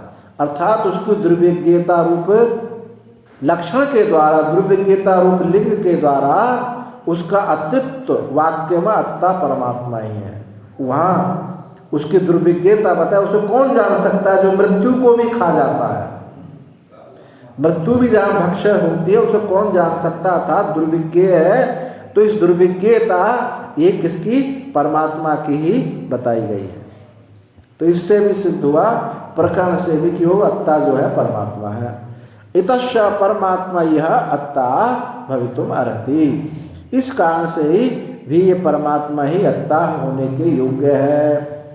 यत् कारणम प्रकरण इदम परमात्मना, क्यों, क्या कारण है? ये जो प्रकरण है, प्रकरण इदम परमात्मना, परमात्मा का ही प्रकरण चल रहा है। न जायते म्रियते वा विपश्यति, इन श्रुतियों से परमात्मा का ही प्रकरण है, इसलिए अत्ता वहाँ परमात्मा ही है। प्रकरण ग्रहणम च न्यायम, अप्रकरण को ग्रहण करना उचित है। प्रकरण किसी और का, हम कुछ और बात कह दें तो ऐसा नहीं होता है। का इत्था वेद यत्र स इति दुर्विज्ञानत्वम परमात्मा लिंगम, परमात्मा का दुर्विज्ञानत्व यह परमात्मा का ही लिंग है। परमात्मा सरलता से जानने में नहीं आता है। अब इस प्रकरण में अत्ता की बात कही गई, अब आगे जो अधिकरण प्रारंभ हो रहा है, क्योंकि अब ये कि जो अत्ता है सबका भक्षण करने वाला है। इस पीछे की श्रुति में भी कर्मफल का भोक्ता जीव है, ईश्वर केवल देखता है। उसी की सन्निधि से आगे के जिस मंत्र पर हम विचार करेंगे, ऋतम पिबन्तौ सुकृतस्य लोके, वहाँ भी पान करने की बात आई है, कर्मफल करने की बात आई है।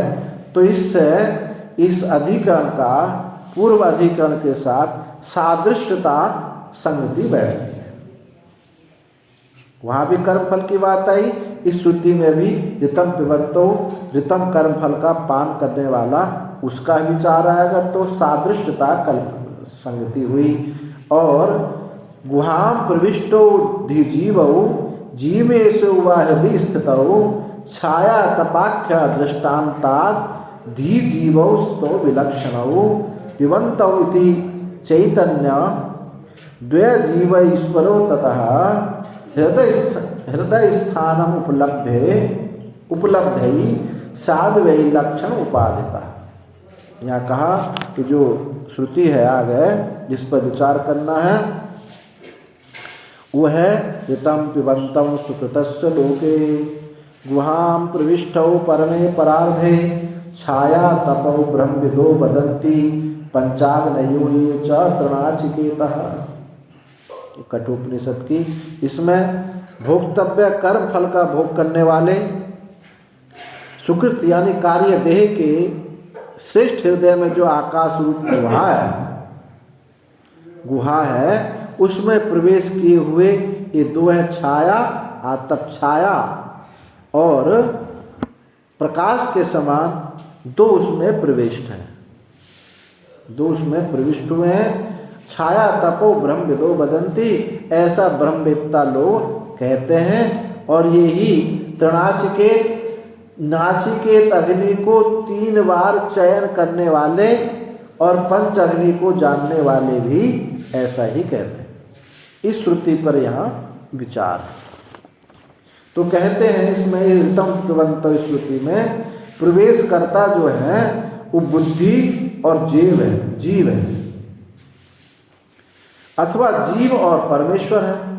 ये संदेह होता है कि इसमें जो पान करने वाले हैं वो कौन है, या गुहा में जो प्रवेश करने वाले हैं बुद्धि और जीव हैं, या फिर जीव और ईश्वर हैं।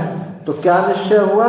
पूर्व पक्षी ने कहा कि हृदय में स्थिति कही गई है छाया और आतप के समान, छाया और प्रकाश के समान। दृष्टांत रूप से ये दोनों विलक्षण हैं। तो बुद्धि ले और जीव ले, क्योंकि बुद्धि छाया के समान जड़ है और प्रकाश के समान जीव चेतन है। तो इससे गुहा में प्रवेश करने वाले जीव और बुद्धि है। सिद्धांति ने कहा कि नहीं, ऐसा नहीं। पिबन्तौ इति वचना, पिबन्तौ द्विवचन किससे मालूम पड़ता है कि दो चेतन है, क्योंकि जड़ कुछ पी नहीं सकता, दो चेतन है। अतः जीव और ईश्वर प्रवेश करने वाले हैं।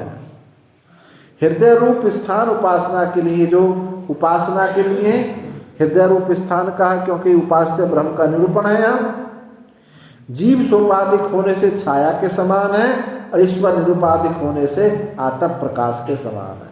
इस प्रकार दोनों में विलक्षणता हो सकती है। तो यहाँ गुहा में प्रवेश करने वाले जीव और परमात्मा, इस पर ये विचार है। गुहां प्रविष्टौ आत्मानौ ही तद्दर्शनात्, गुहां प्रविष्टौ आत्मानौ ही तद्दर्शनात्। गुहां प्रविष्टौ ऋतं पिबन्तौ सुकृतस्य लोके गुहां प्रविष्टौ परमे परार्धे, इस गुहा में प्रविष्ट हुए।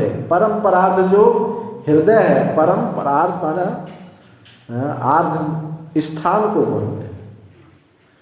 परम स्थान में हृदय में ये दो प्रवेश किए हुए। इस श्रुति में गुहा प्रविष्टत्वेन निर्दिष्टौ जीव परमात्मा है, न बुद्धि और जीव। बुद्धि जीव नहीं है। कुतः कैसे नहीं है? तद दर्शनात्, क्या दर्शनात्? संख्या श्रवणे संख्यावतो एक रूपत्वस्य लोके दर्शनात्। संख्या के श्रवण से किसी एक वस्तु का निर्देश करके दूसरा तीसरा इत्यादि कहने से संख्या श्रवण की जाती है। तो कहें एक यहाँ संख्या का तो श्रवण हुआ, तो संख्या के श्रवण से उसके सजातीय ही लेना चाहिए, विजातीय नहीं लेना चाहिए। जब जीव चेतन है तो उसकी संगति में सजातीय ईश्वर ही लेना चाहिए। तो इस संख्या के श्रवण से वहाँ जो है ये जीव और परमात्मा ही प्रवेश करने वाले हैं। भाष्य देखें। कठवल्लीषु पठ्यते, कठवल्ली में पढ़ा जाता है ऋतं पिबन्तौ सुकृतस्य लोके गुहां प्रविष्टौ परमे परार्धे छाया तपौ ब्रह्मविदो वदन्ति पंचाग्नयो ये तृणाचिकेतः। हाँ, अवश्य भोक्तव्य कर्म फल का जो भोग करने वाले असुकृतस्य लोके, सुकृत माने सुकृतस्य लोके, सुकृत के कार्य है। सुकृत का कार्य क्या है? ये देह में श्रेष्ठ हृदय में जो ये गुहा है, इस गुहा में उसमें प्रवेश किए हुए हैं 2। कौन? एक छाया तप के समान, प्रविष्टो परमे परार्धे, इस हृदय में प्रवेश किए हुए छाया और आतप, ऐसा ब्रह्मविद लोग कहते हैं। और पंचाग्नि का चयन, नाचिकेत अग्नि का 3 बार चयन करने वाले भी ऐसा कहते हैं। तो 3 बार चयन क्या है इसका? अध्ययन, तदर्थ ज्ञानम, अतद अनुष्ठान। जब कोई आप अनुष्ठान करते हैं तो पहले उसका अध्ययन करते हैं, गुरु मुख से श्रवण करते हैं, और फिर उसका अर्थक ज्ञान, पदार्थों का पहले सुनते हैं, फिर पदार्थों का ज्ञान करते हैं, अब फिर उसका अनुष्ठान करते हैं, तभी जाकर के कर्म का फल प्राप्त होता है। तो ये 3 चयन का मतलब, ये 3 बार, ऐसा 3 बार चयन जिसने किया है। और पंचाग्नि विद्या आप जानते ही हैं।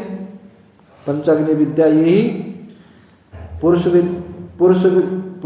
योषित पृथ्वी पर्जन्य जल, जो पंचाग्नि विद्या है, पंचम आहुति में ये पुरुष जो है जल संज्ञक हो जाता है।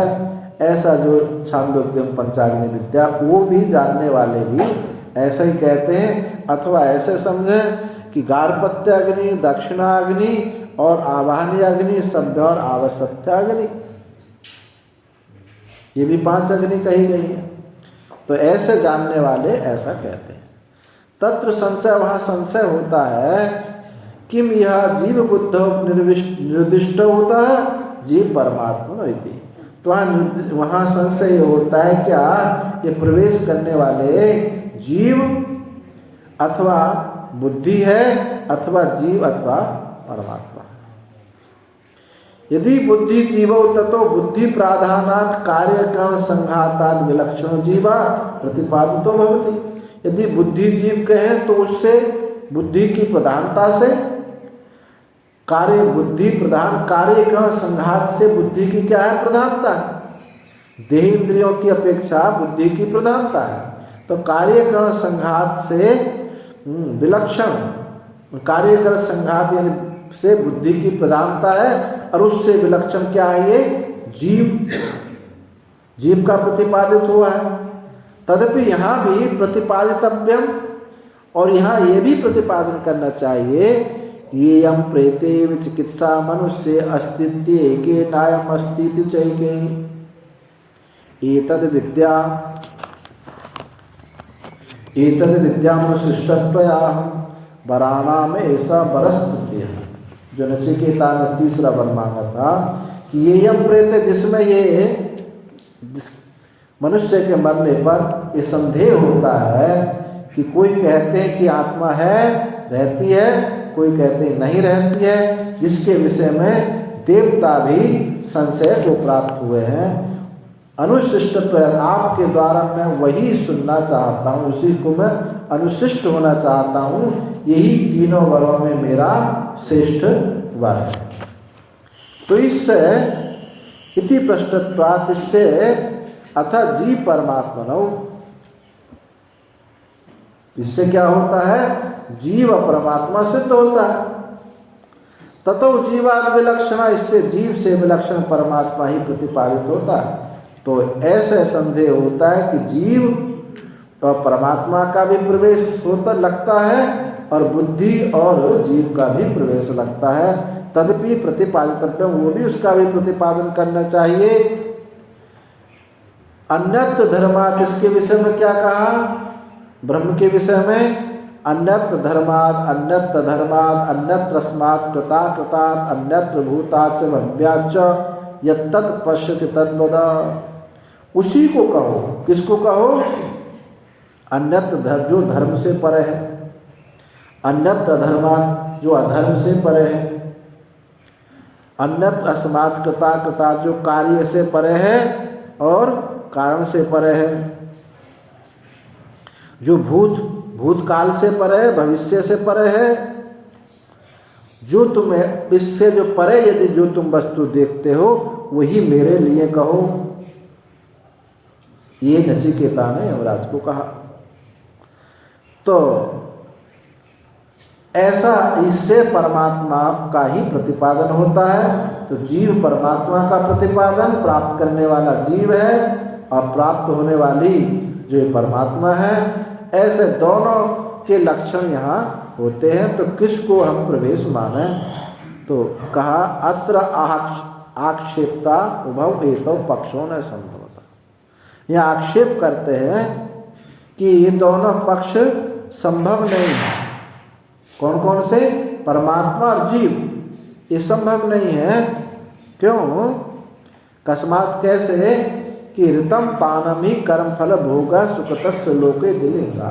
यहाँ दो लिंग दिखाई पड़ते हैं। एक तो ऋतम पान, कर्म फल का भोग, और सुकृतस्य लोके, सुकृत के लोक माने ये देह, सुकृत का जो कार्य है देह, ये देह। तो इन दोनों लिंगों से परमात्मा तो संभव है नहीं, ना तो उसके देह होता है और ना ही कर्म फल का वो भोग करता है।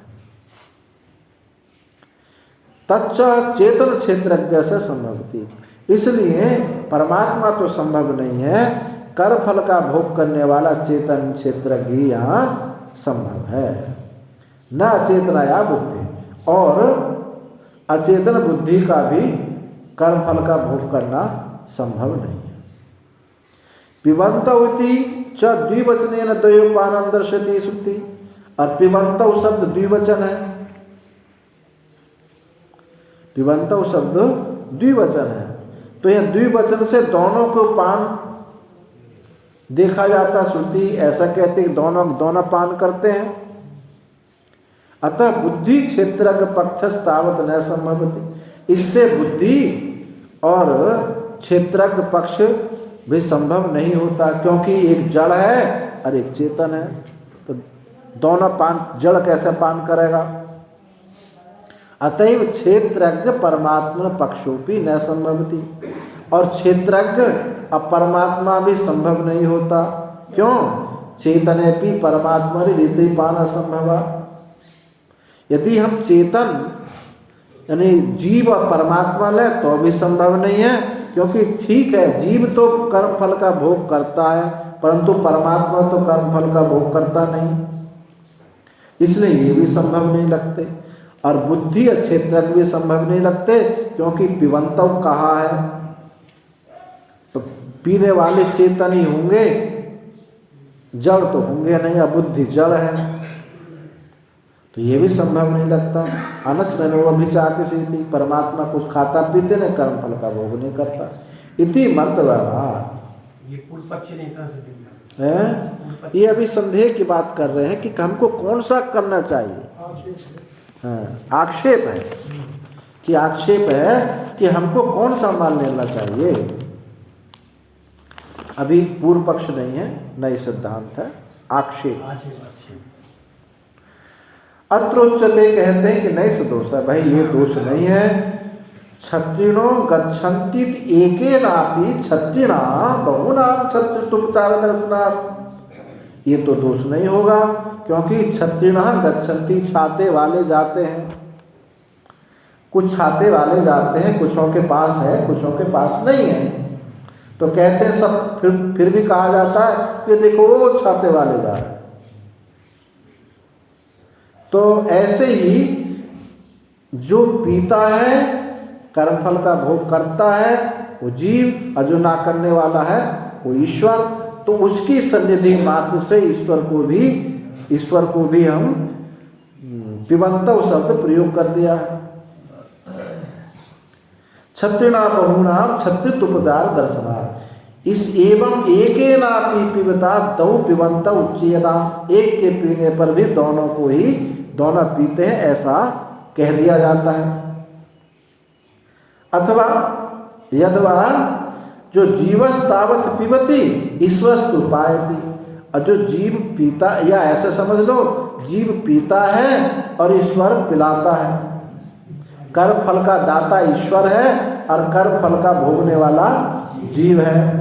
तो पाए नपि पिबती उच्यते, पान कराने वाले को भी वो पीता है ऐसा कहा जाता है। पान कराने वाले को भी वो पीता है, वो ऐसा कहा जाता है। कैसे पाचित्र्यपि पक्तित्व प्रसिद्धि दर्शना, पकवाने वालों को भी पकाने वाला कहा जाता है। तो कहते हैं ना आज रसोई में क्या पकवा रहे हो, क्या पका रहे हो, जबकि पकाने वाला रसोईया है, पकवाने वाले और हैं। तो जो पकवाने वाले भी पकाने वाले रूप में उनका उपचार देखा जाता है। क्या पका रहे हैं आप, पकाने वाला रसोईया, पकवाने वाले आप, फिर भी कहते हैं आप क्या पका रहे हैं। इसी प्रकार से बुद्धि क्षेत्रज्ञ परिग्रह भी संभवती, इस प्रकार बुद्धि और क्षेत्रज्ञ में भी ये संभव हो सकता है, क्योंकि एक जड़ है और एक चेतन है।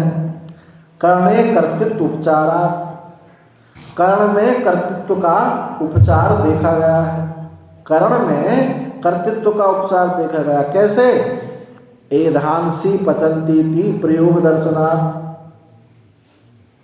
कि लकड़ियां पकाती। पकाने वाला कौन है? पकाने वाला रसोईया है, लेकिन क्या कहते हैं, लकड़ी हलवा पकाती है। तो कर्ण में कर्तृत्व का व्यपदेश हो जाता है। इसी प्रयोग से न च अध्यात्म अधिकारी अन्यो कश्चित द्वाऊ पिबंतो संभवता, और अध्यात्म अधिकार में, अध्यात्म प्रकरण में अन्य कोई दो पीने वाले संभव है नहीं। अध्यात्म प्रकरण में दूसरे कोई दो पान करते हो ऐसा कोई संभव है नहीं। इसलिए तस्मात् बुद्धौ जीवो स्यात्, इसलिए बुद्धि और जीव को ही ग्रहण करना चाहिए। जीव परमात्मा हुआ अथवा जीव परमात्मा को ग्रहण करना चाहिए। तो ये दोनों में घटित होता है, इसलिए संशय होता है। संशय होता है कि किसको हम ग्रहण करें, किम तावत प्राप्त। तो क्या प्राप्त हुआ, किसको ग्रहण किया? तो पूर्व पक्षी ने कहा बुद्धि क्षेत्रज्ञ विधि, बुद्धि और क्षेत्रज्ञ ही ग्रहण करना चाहिए। कुतः कैसे? गुहाम प्रविष्टो इति विशेषणात्, गुहा में प्रविष्ट है। यदि शरीरम गुहा यदि वा हृदयम उभयथापि बुद्धि क्षेत्रज्ञ गुहाम प्रविष्टो पद्य। यदि शरीर को गुहा मान लो अथवा हृदय को गुहा मानो, दोनों प्रकार से बुद्धि और क्षेत्रज्ञ गुहा में प्रविष्ट है। क्यों? बुद्धि भी शरीर में प्रविष्ट है और ये जीव भी शरीर में प्रविष्ट है। या गुहा हृदय को मान लें तो बुद्धि भी कहाँ है? हृदय में है, और ये जीव भी हृदय में है। तो ऐसे बुद्धि क्षेत्र की गुहा में प्रविष्ट प्राप्त होते हैं। न तो सती संभवे सर्वगतस्य ब्रह्मण विशिष्ट देशत्वं युक्तम कल्पितम, और जो सर्वगत ब्रह्म है वो एक विशिष्ट देश में उसका प्रवेश करना की कल्पना करनी संभव नहीं। एक विशिष्ट देश में ब्रह्म, सर्वगत ब्रह्म कैसे प्रवेश कर सकता है? सुकृतस्य लोकेपि कर्म गोचरानातिक्रमं दर्शति। परमात्मा तो न सुकृतस्य वा दुष्कृतस्य वा गोचरे वर्तते। और सुकृतस्य लोके कहा, यानी सुकृत कर्म का फल देह, सुकृत का कार्य जो देह है, कर्म गोचर अनतिक्राम दर्शति। कर्म गोचर का वहाँ कर्म गोचर अनतिक्रम, कर्म गोचर का वहाँ अतिक्रमण नहीं देखा जाता। यानी कर्म गोचर का अनित्यक्रम दिखलाता है कि वहाँ कर्म फल का भोग होता है। परमात्मा तो सुकृत और दुष्कृत, परमात्मा सुकृत अथवा दुष्कृत गोचर वर्तते। परमात्मा तो न सुकृत का फल भोगता है न दुष्कृत का फल भोगता है। और श्रुति कही न कर्मणा वर्धते नो कन्या नीति श्रुते, वो कर्म से बढ़ नहीं जाता है, अनो कन्या ना ही कर्म से वो घटता है इस श्रुति से। छाया तपवती, और क्या कहा, छाया तपवती च चेतन अचेतन निर्देश उपपद्यते, चेतन अचेतन का निर्देश कहा है। तो छाया तपवत परस्पर विलक्षण का, प्रकाश और छाया के समान दोनों विलक्षण है। तस्माद बुद्धि क्षेत्रज्ञ उच्यता, इसलिए बुद्धि और क्षेत्रज्ञ यहाँ गुहा में प्रविष्ट हुए हैं। यदि छाया आतप के समान के हैं तो दोनों जो है जीव भी चेतन है और ईश्वर भी चेतन है। और या बुद्धि और जीव को लें तो एक जड़ है और एक चेतन है। छाया और प्रकाश के समान भी सिद्ध हो जाएंगे। इसलिए यहाँ जीव, बुद्धि और क्षेत्रज्ञ यहाँ ग्रहण करना चाहिए।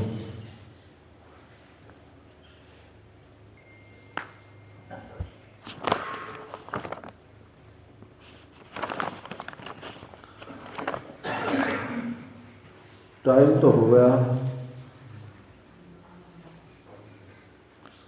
सिद्धांत भी शुरू होता है, यहीं छोड़ देते हैं। है नहीं, हो नहीं पाएगा पूरा पूरी। ओम पूर्णमदः पूर्णमिदं पूर्णात् पूर्णमुदच्यते पूर्णस्य पूर्णमादाय पूर्णमेवावशिष्यते। सर्वे भवन्तु सुखिनः, सर्वे सन्तु निरामयाः, सर्वे भद्राणि पश्यन्तु मा कश्चित् दुःखभाग् भवेत्। ओम शांति शांति शांति। ओम नमो नारायण।